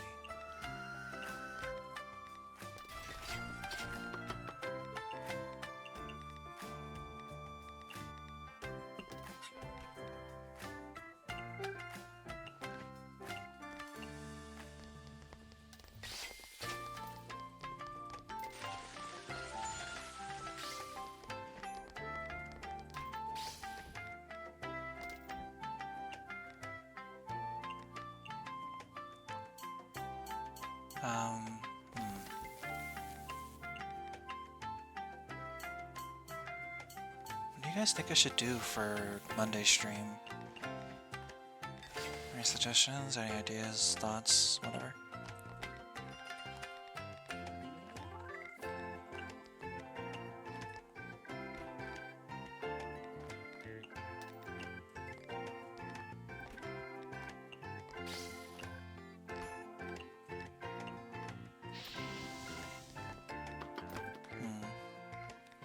Maybe. I'll just have to think what game that could be, though.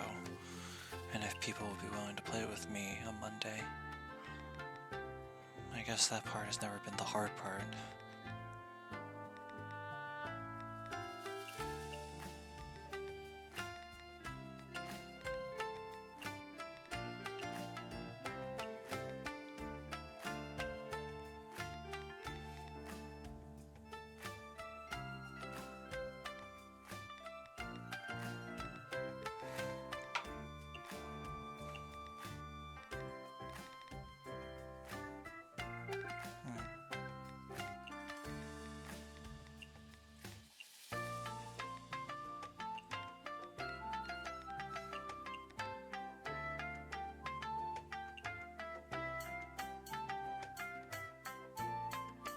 Yeah.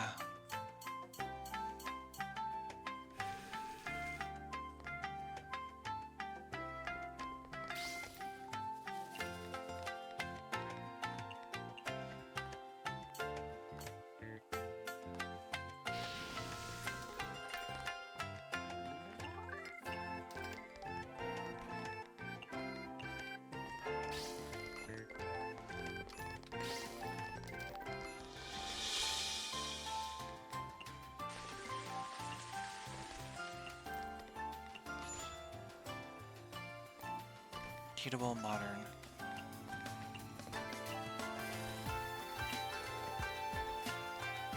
Mid. Soda.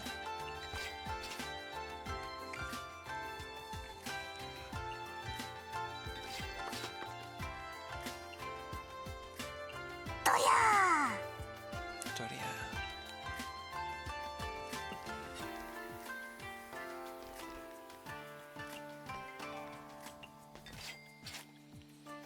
I see you, Kaguya.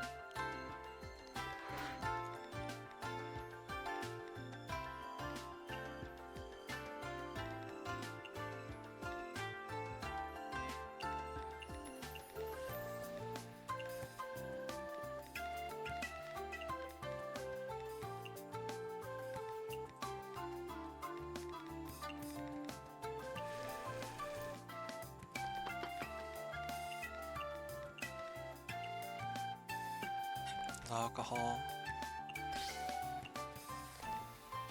Vintage.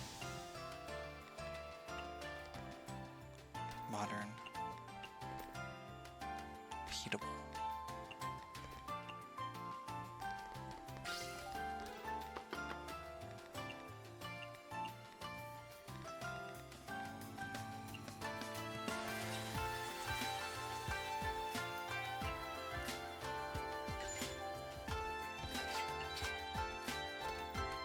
Bitter.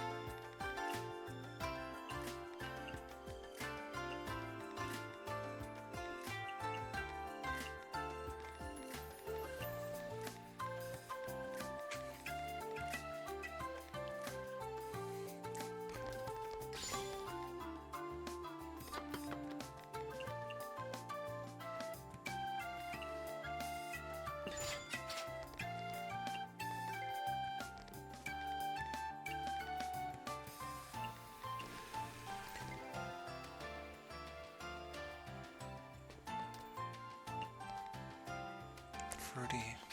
Vintage.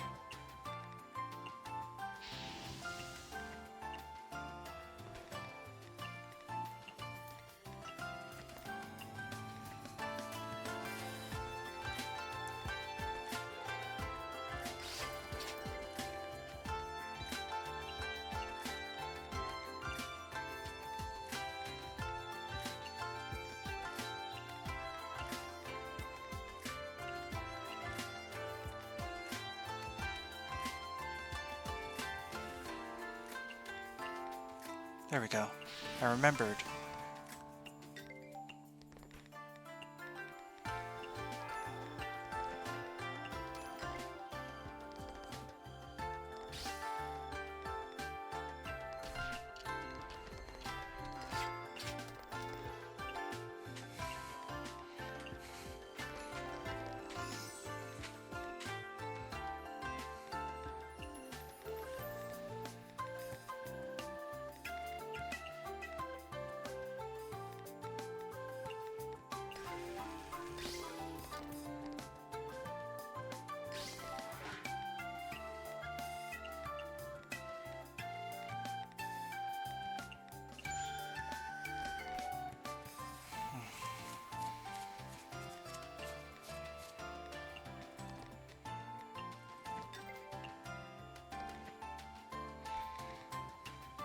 Modern vintage sake.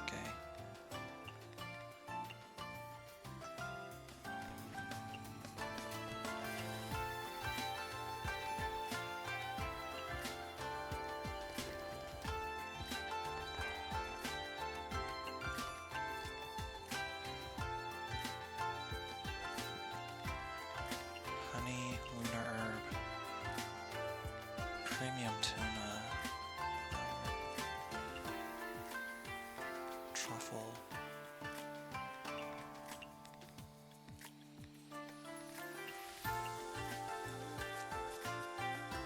venison.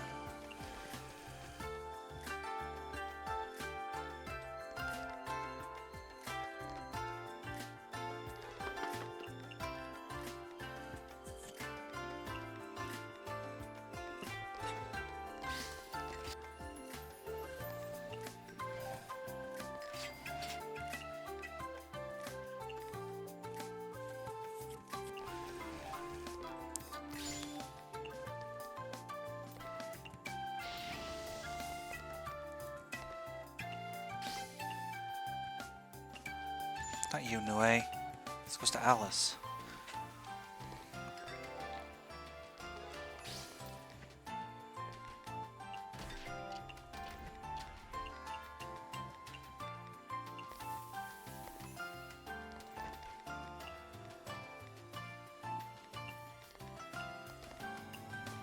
Sake, high alcohol need. Sake, high alcohol need.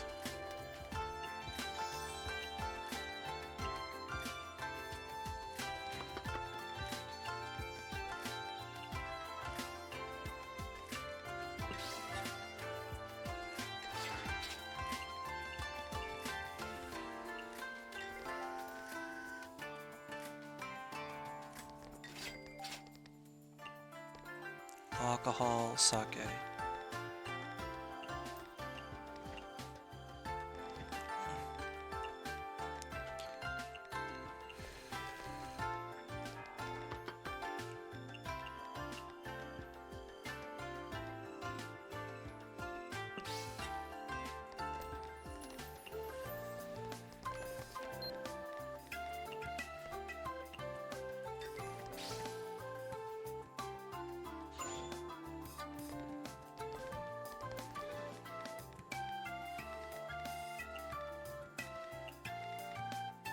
Lock the fuck in right now.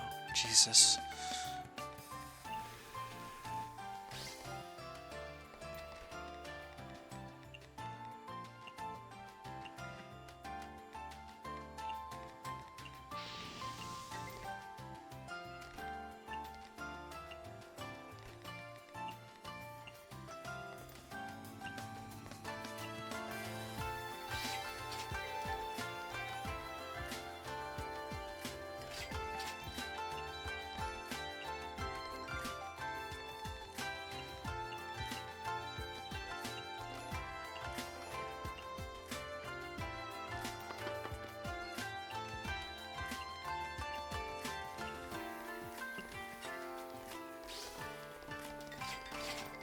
Uh-oh.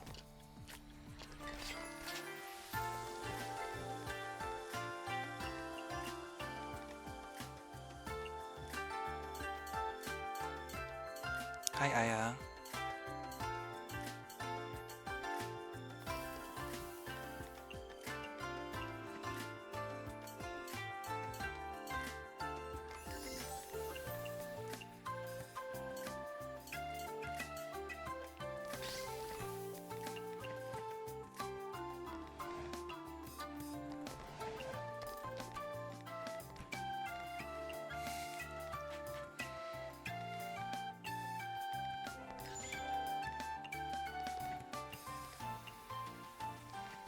Sake, neat, high alcohol. Sake, neat, high alcohol.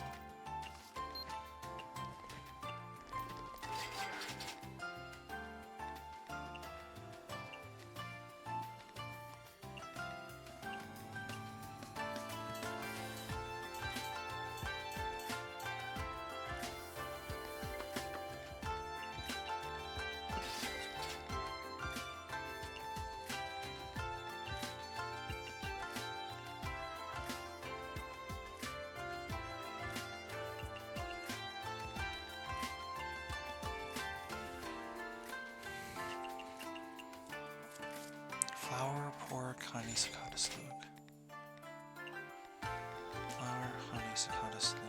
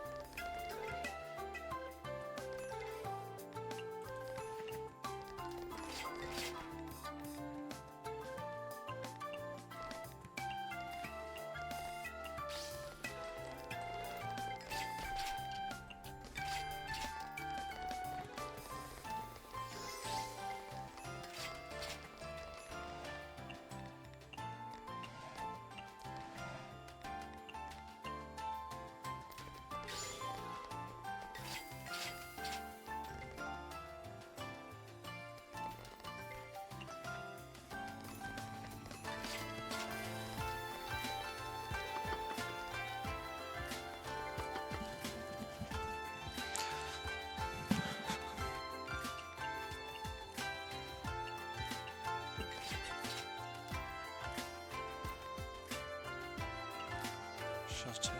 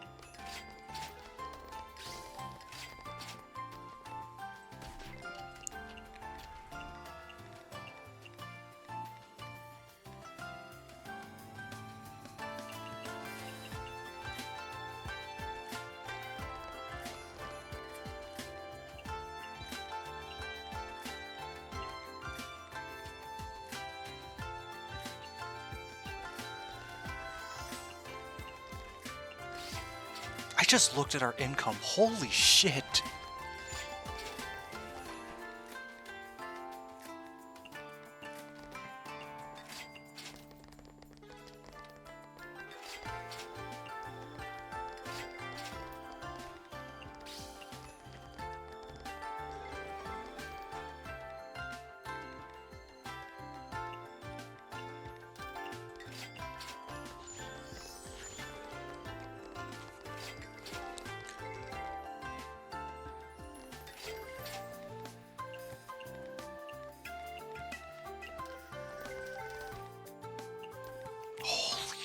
Shit! Okay.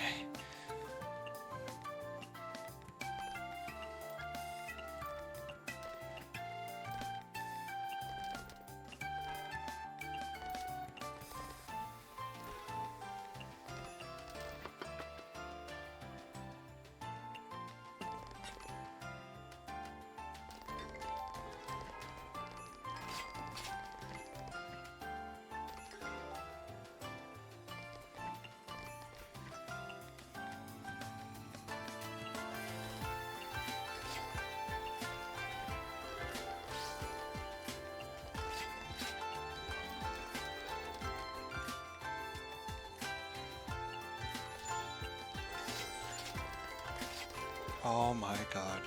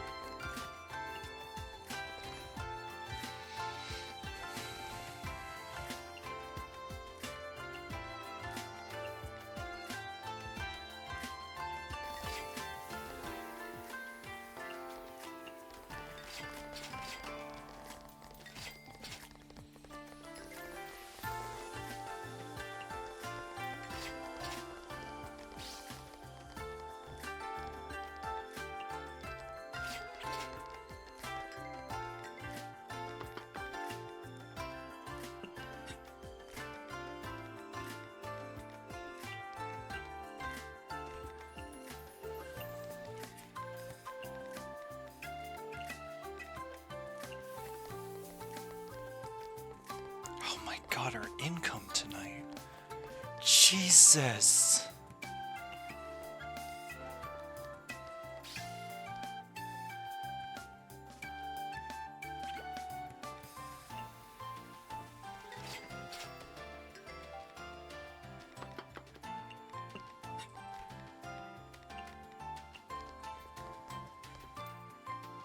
Come on, Marisa. A thousand left. It's doable. She just needs to order like one more follow-up and ask for chillable. Come on, come on, come on, come on. Please, please. Oh, no. Oh. Pain. I know nothing but pain. But at the same time, oh my god.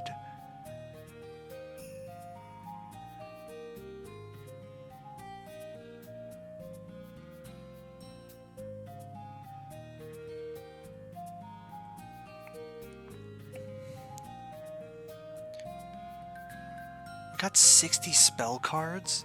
Damn, I didn't even realize. Oh, I popped off. I'm goated. I'm so good at the video game.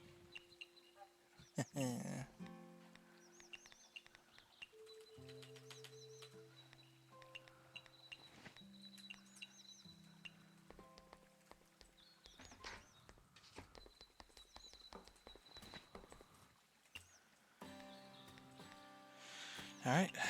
Tomiyarin Temple, not yet. I almost forgot. But I remember. Alright, now we go to Myorin Temple. I hear Myorin Temple will be holding a ceremony soon. Will be holding a ceremony today. Are you not attending? Ceremonies and whatnot have nothing to do with me. Plus, no one's gonna notice me missing anyways. Why do you say that? Everyone in the temple's really close, right? We're in different worlds. The Yokai and Myorin Temple all censor the sums of Byakurin, so it's true that everyone is really close together. But I'm someone who joined up later, so naturally I can't be as close as they are. How can that be? Friendship is friendship. When you became friends, doesn't matter, right? Not that. For what I did in the past, I can understand why they can't fully accept me. You mean when you got help for the temple despite not being told to? It might have been a bit rash, but it was all to protect Myorin Temple. You don't have to dwell on it. Miss Muraza has a boatload of misdemeanors, but she's as untroubled as ever. The things we did aren't the same. That's not the only trouble I caused. I almost made it impossible for Byakurin to be resurrected. How'd that happen? It's a long story. I was originally sealed underground with Murasa and the others. When the geysers erupted, we came back to the surface together. I was still trying to make heads or tails of the situation, but they all seemed really excited. It said something about a flying storehouse being unsealed and how they could resurrect that human. That human? It ticked me off. Had they forgotten who caused all our suffering? So when I heard they were going to look for storehouse fragments or whatever, I went ahead and scattered them around on the surface. They believed the fragments were scattered due to the geysers, but in actuality, I was the one behind it. Not only that, I even turned them into formless unidentified flying objects, making their search astronomically more difficult. That's awful. They're the ones who want to decide with a human. That's something I'd never tolerate back then. Is the human you're referring to the head priestess? Yeah, I hadn't gotten to know her then, so I didn't know she was actually a good person. But I then found out, Byakurin wasn't your average human. She's always been helping yokai. Well, I wouldn't call the head priestess human. Doesn't matter. Human or not, she's always been there for yokai, and yet well, in that case, I guess it's understandable why they wouldn't forgive you. Hang on, if they hadn't forgiven you, why would they let you join the temple? I apologized to Byakurin and she immediately forgave me. She even let me stay at her temple. It's thanks to her I have a roof over my head. I did something so terrible, yet she doesn't blame me at all. The head priestess benevolently takes in yokai with nowhere else to go. That is pretty admirable. It's no wonder yokai are all willing to follow her. So yeah, I envy them for having such bonds. Even I envy it just a little bit. Seeing the dishes you made, I also want to turn the bonds of Myorin Temple into a dish. Then, could you include me as well? Of course, but your defining trait is being unidentified. How does one go about putting that in a dish? The feeling of the unidentified. I suppose a feeling akin to being lost in Wonderland. I recall you could make dreamy dishes. Uh-huh. Why? Are you hungry? These dishes seem to bear some resemblance to my abilities, so I was wondering. Understood. I'll bring some all right over. Fucking way, no way feels regret. How am I feeling? I guess I'm feeling a bit better. I think just being on stream and getting into the flow of things, even if I'm not engaging too much, partly because I was trying to just like mentally recover, but also partly because I was blocked the fuck in.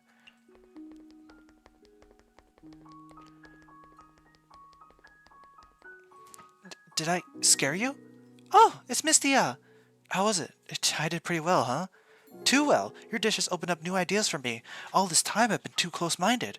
Can you teach me? I want to make freakish dishes to scare people too. Sure thing. It's about to rain. Aren't you going to seek shelter? So what? I have an umbrella. The umbrella is part of you too, right? Come to think of it, does it hurt when rain falls on your umbrella? Even if it hurts, what good is an umbrella if you don't use it when you should? That might be true, but you don't need to deliberately get wet either, right? I don't have such a hobby. I'm not seeking shelter because I want to help humans in the lake who don't have an umbrella in the rain. You do know this is a temple. Everyone's going to seek shelter. There'll always be those who can't seek shelter, such as these Jizo statues. Even someone as useless as me can be of use in the rain. I think you stopped being useless a long time ago.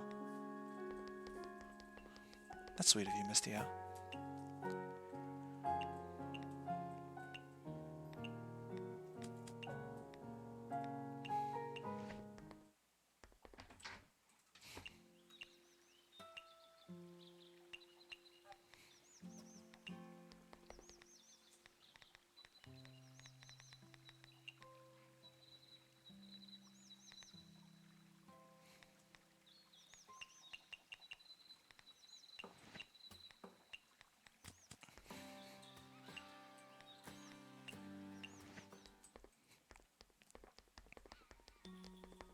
I don't know much about animal physiology, but yeah, if they're mostly human with dog-like features, I don't know why that would make them like adherent to chocolate.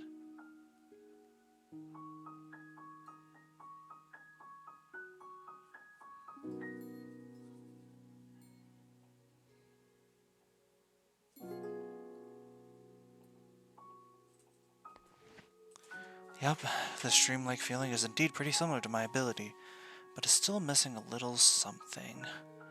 You're an unidentified yokai, and on top of that, you have the ability to conceal the identity of other objects. So, the stream-like feeling, by concealed identity, you mean remove the true physical form of an object, right? Yeah, I can rob an item, alive or otherwise, of its form, sound, and smell, leaving behind only its movements. Take, for example, a bird flying through the air. To take away its properties, and you get an unidentified flying object. That's my ability. I got it. What's missing is cultural heritage. Man, you serious? What does that have to do with me at all?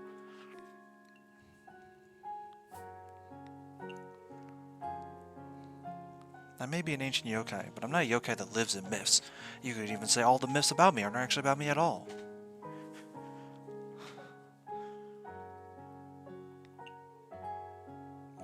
Objects and creatures that have had their true form concealed are different items to everyone. This isn't something which makes sense, so an average person would subconsciously fill in the gaps of this unidentified object and turn it into extraordinary things. Rather than dreamlike, I think extraordinary fits you a lot more. Really? Okay, now just combine these two feelings to create something that can represent me in the dish. As for the others, rest assured, I already have a few ideas. When it's done, I hope you'll come try it at my shop. If you finish it, I'll definitely go.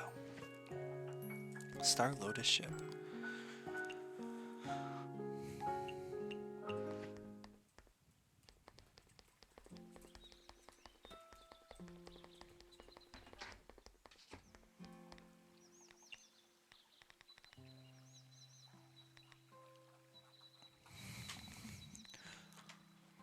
I do, yeah.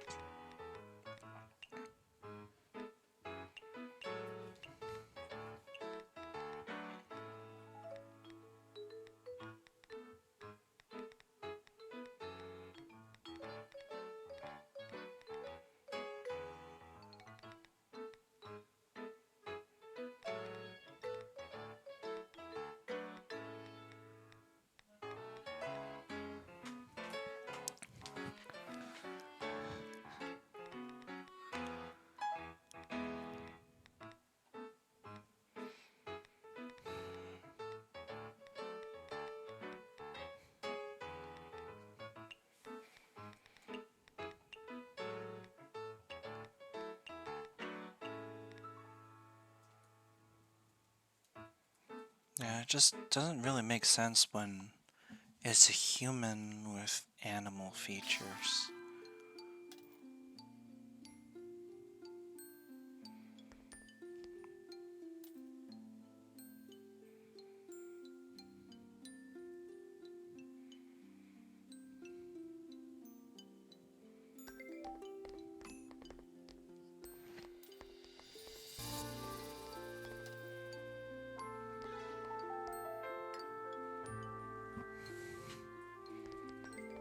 Hi, Nue.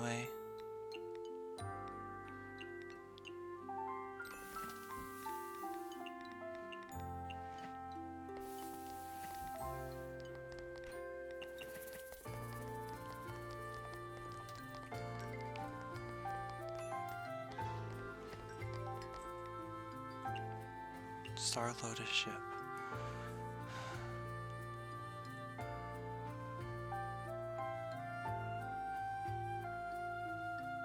Pumpkin, seed, tuna, lotus, herb. It's been a while since I had to use pumpkin for anything, actually. Yeah, that's true. Chocolate is definitely not good for us.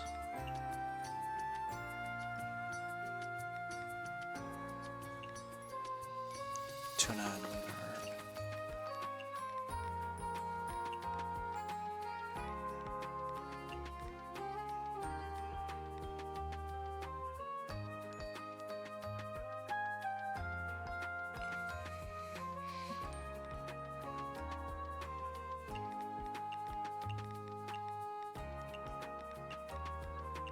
Okay, thank God I found it.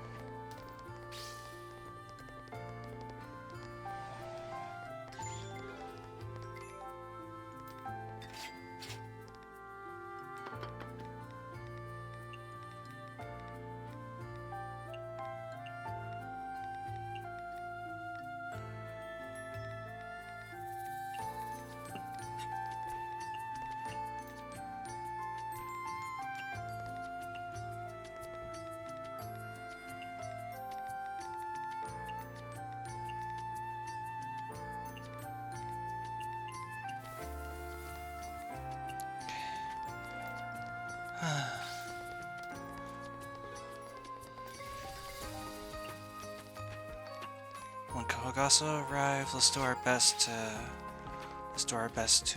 go through her to build up her relationship as much as we can.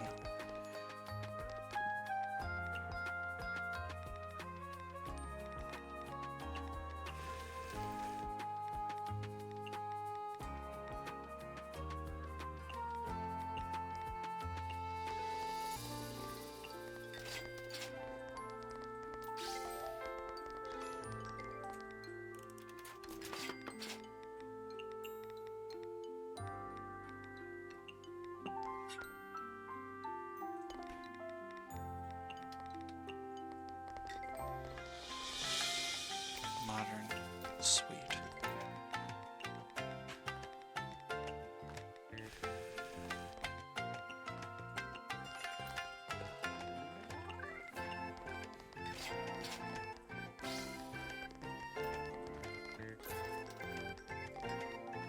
Oh wow, oh my goodness.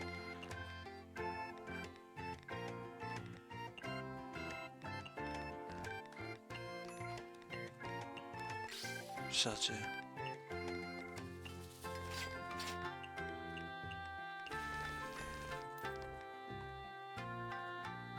Hi, Kokasa.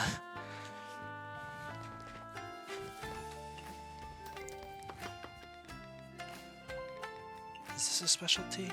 It's not.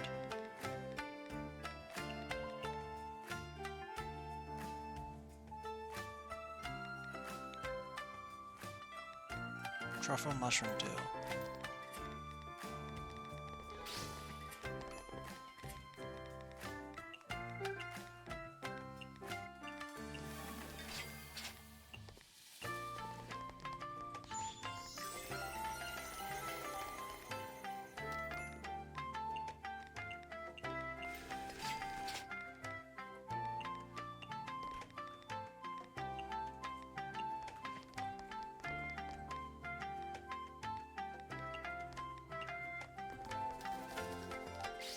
Hi, Kokasa.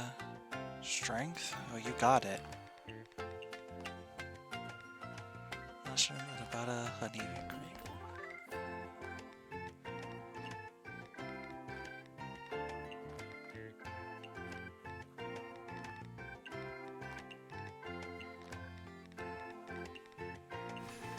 Made alcohol.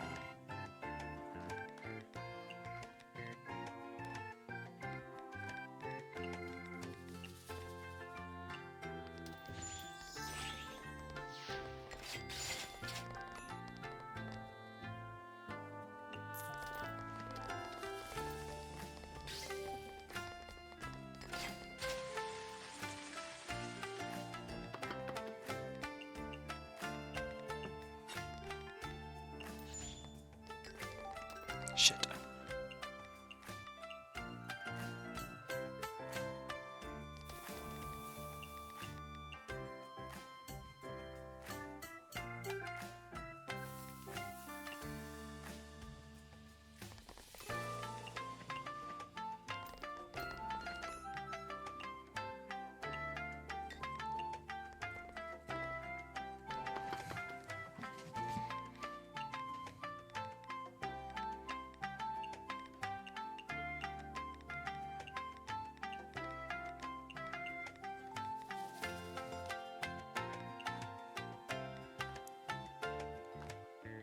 What's the last thing?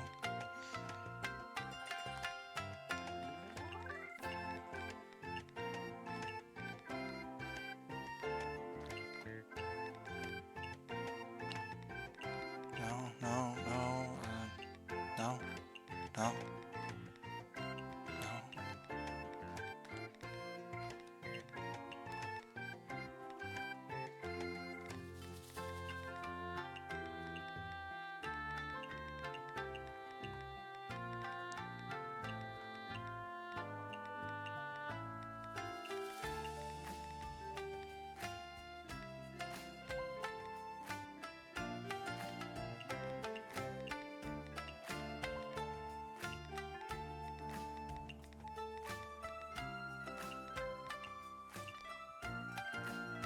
Cream. I hate. I'm so stupid. I'm on the wrong thing anyways. Oh my god. I'm so stupid. I made. Oh my god. Oh god. Chat. I am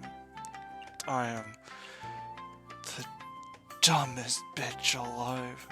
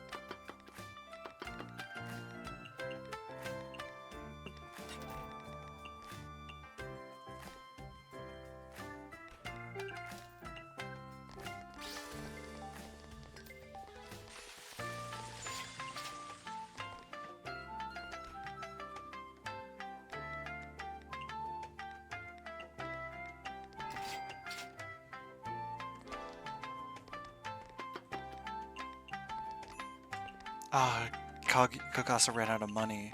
How far did we get though? 3 hearts worth.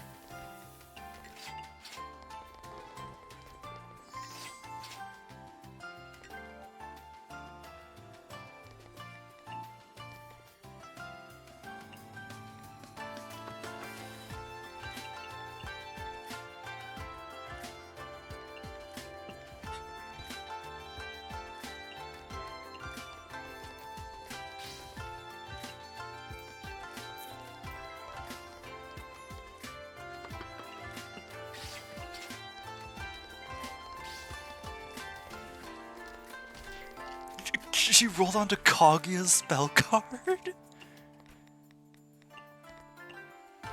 I basically got 2 Kaguya spell cards for the price of 1.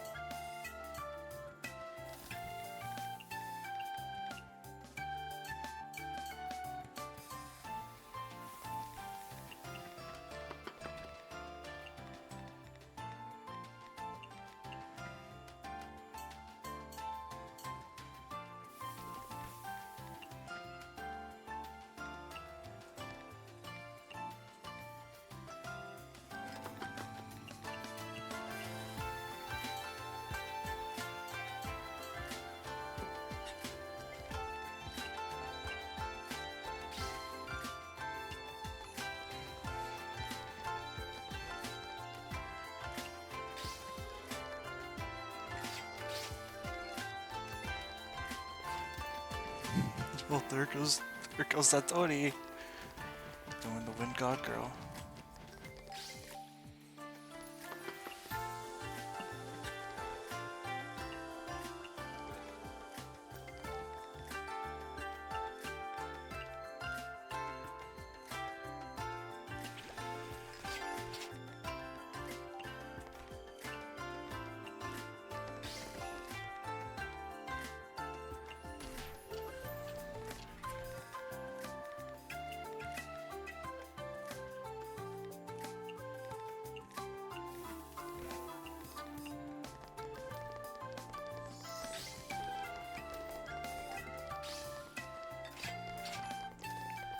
Oh, Momichi spell card.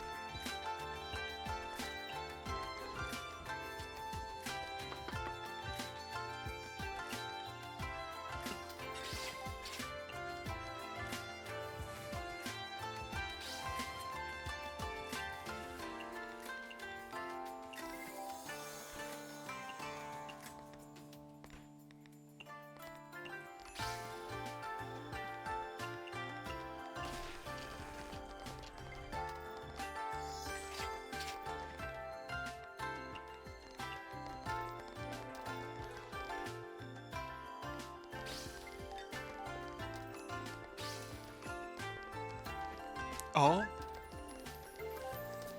Ooh.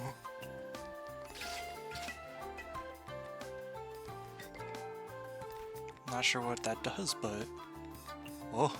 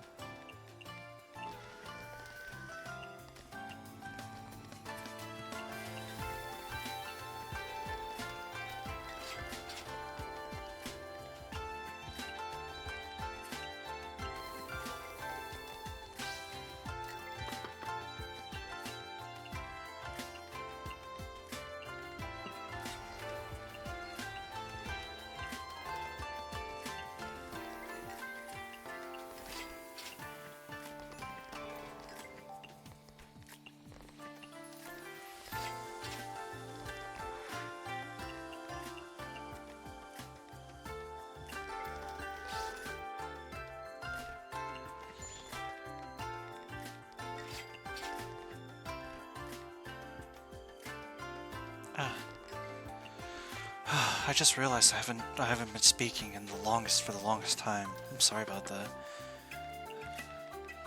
Part of me is tired, but also, again, a part of me is just really focused right now.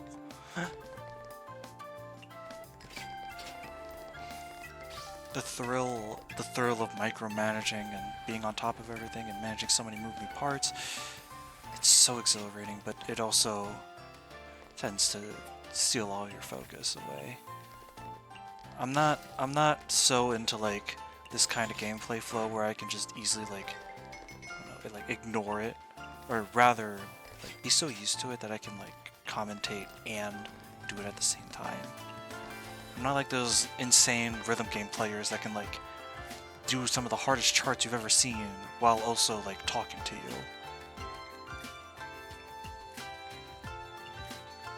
Those people are insane. I don't know how you even get that far, to be honest. But I suppose that's why I'm not one of those rhythm game players.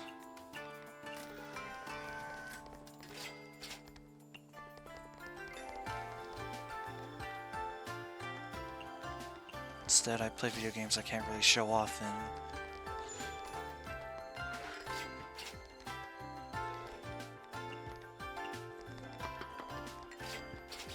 I'm not really a talented person, so there's not much I can really speak on that matter.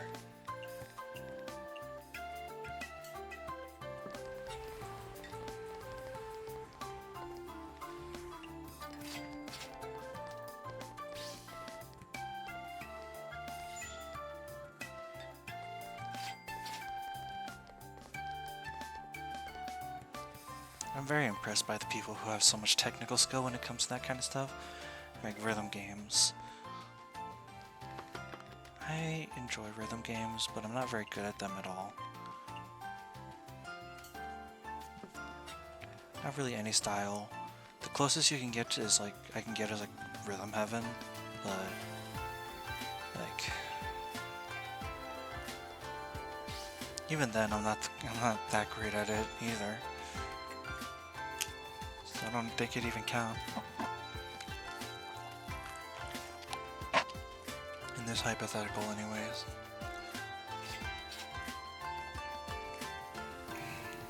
Another really good night.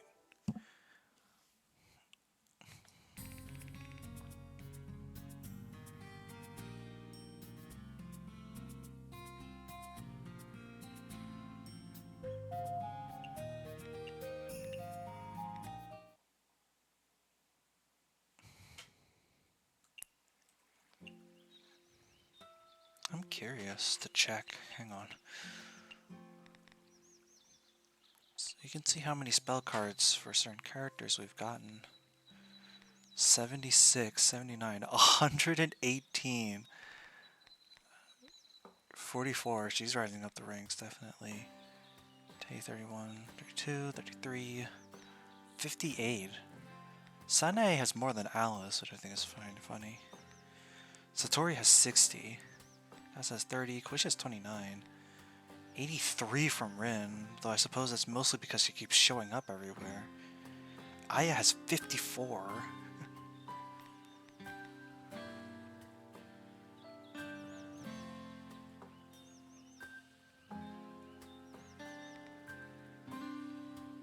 Why does Yuka have like a whole Yu-Gi-Oh card as a spell card? The heck?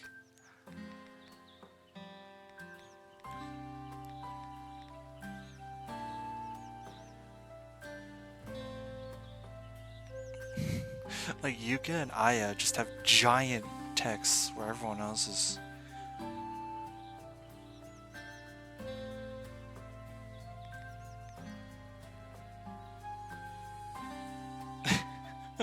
I didn't know some of these have cold. Moko releases flames that increase the temperature of all kitchenware, enhancing their efficiency. Don't ask me how that works on the cutting board. It just works, okay?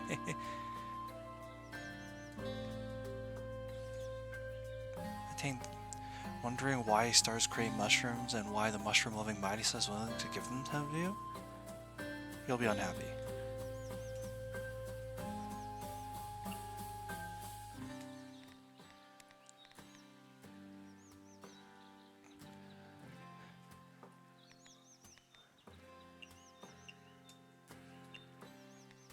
I think I only got some of these spell cards from the perfect cooking competition.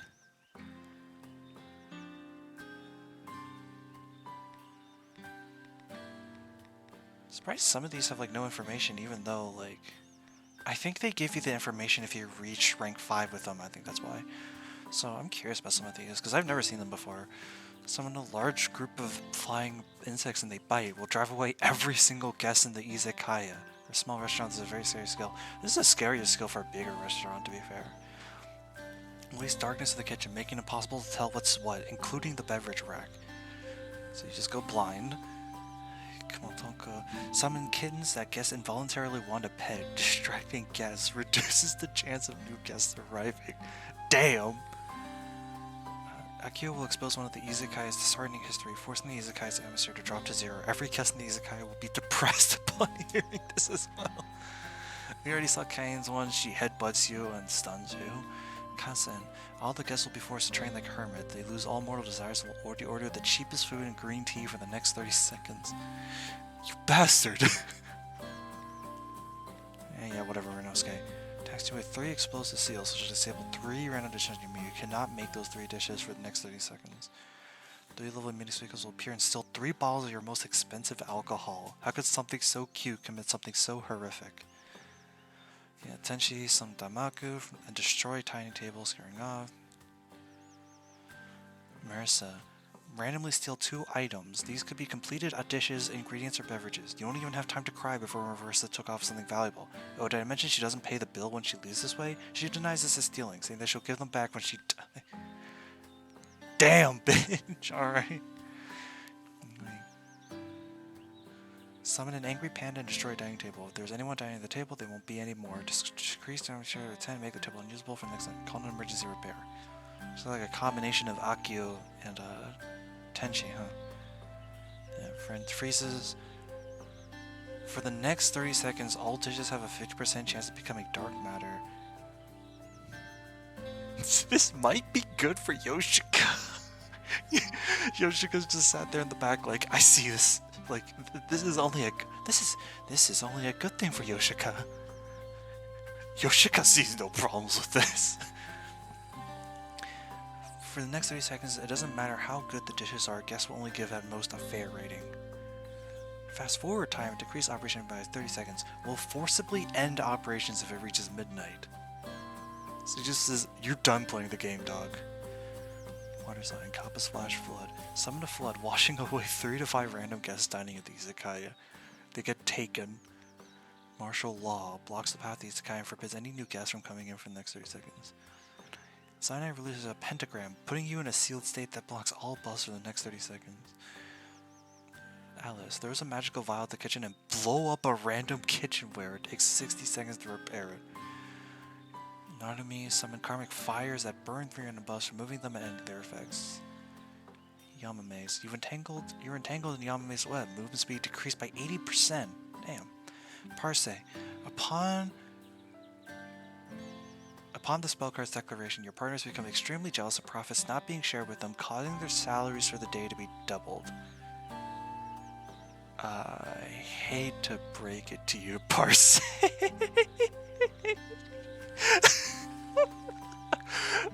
I genuinely think this punishment spell card just does nothing for those 3. Because you don't pay them anything. 0 times 2 is still 0. Yuki creates 3 zones, limiting your movement. Lasts for 60 seconds. First step, safe zone. Second step, center shackles. Movement speed decrease by 50% when inside this zone. Third step, spears and anomalies. Entering the zone will immediately stun you for 30 seconds. Activates a random punishment spell card. Oh, so this is like the Satori.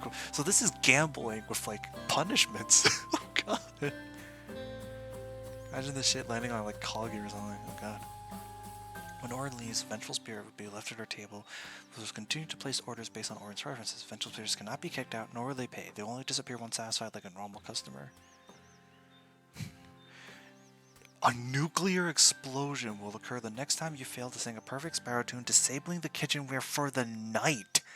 The explosion will also cause a portion of queuing customers to run for their lives. Damn, don't piss off Oku.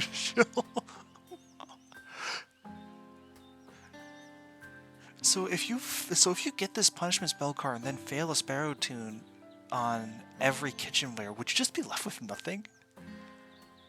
We don't have Makoishi or Kakase yet, but we can go to the Divine Spirit Mausoleum.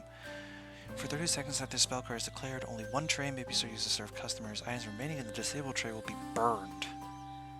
Sega. For the next 30 seconds, rare customers are demonified. Every payment they make, regardless of rating, has a 30% chance to unleash a punishment spell card. If they're originally going to unleash one, they unleash it an additional time. So, okay, so theoretically, if you were to like get this spell card, or punishment spell card, and then piss off Kaguya, she would decrease your operation times by an entire minute. Oh god. Tohiko. The next time you fail to sing perfectly, heavenly thunder will strike and stun a partner for 30 seconds. So they just get smited. Alright, cool. And then, finally, for right now, Aya. Kick off a tornado which attacks the Izakaya. Toss serving is disabled for the next 30 seconds. Also criticizes the Izakaya and the Boom Boom Maru newspaper, causing the famous shop bonus to disappear tomorrow. You slander. I think it's just so funny seeing the disparages, like 0 Marissa punishment spell cards versus 118 reward spell cards. I know I said we were going to keep going, but I think this is a good place for us to stop tonight. This entire week has been really fun. I'm glad to have been able to do so and bring so much content for you guys to enjoy. Next week we'll be returning back to the usual schedule, so I hope you guys don't mind, and well, we'll be doing just fine as we head into that. As usual, thank you all so much for watching tonight. Have a great night. And remember, I love you. Bye-bye.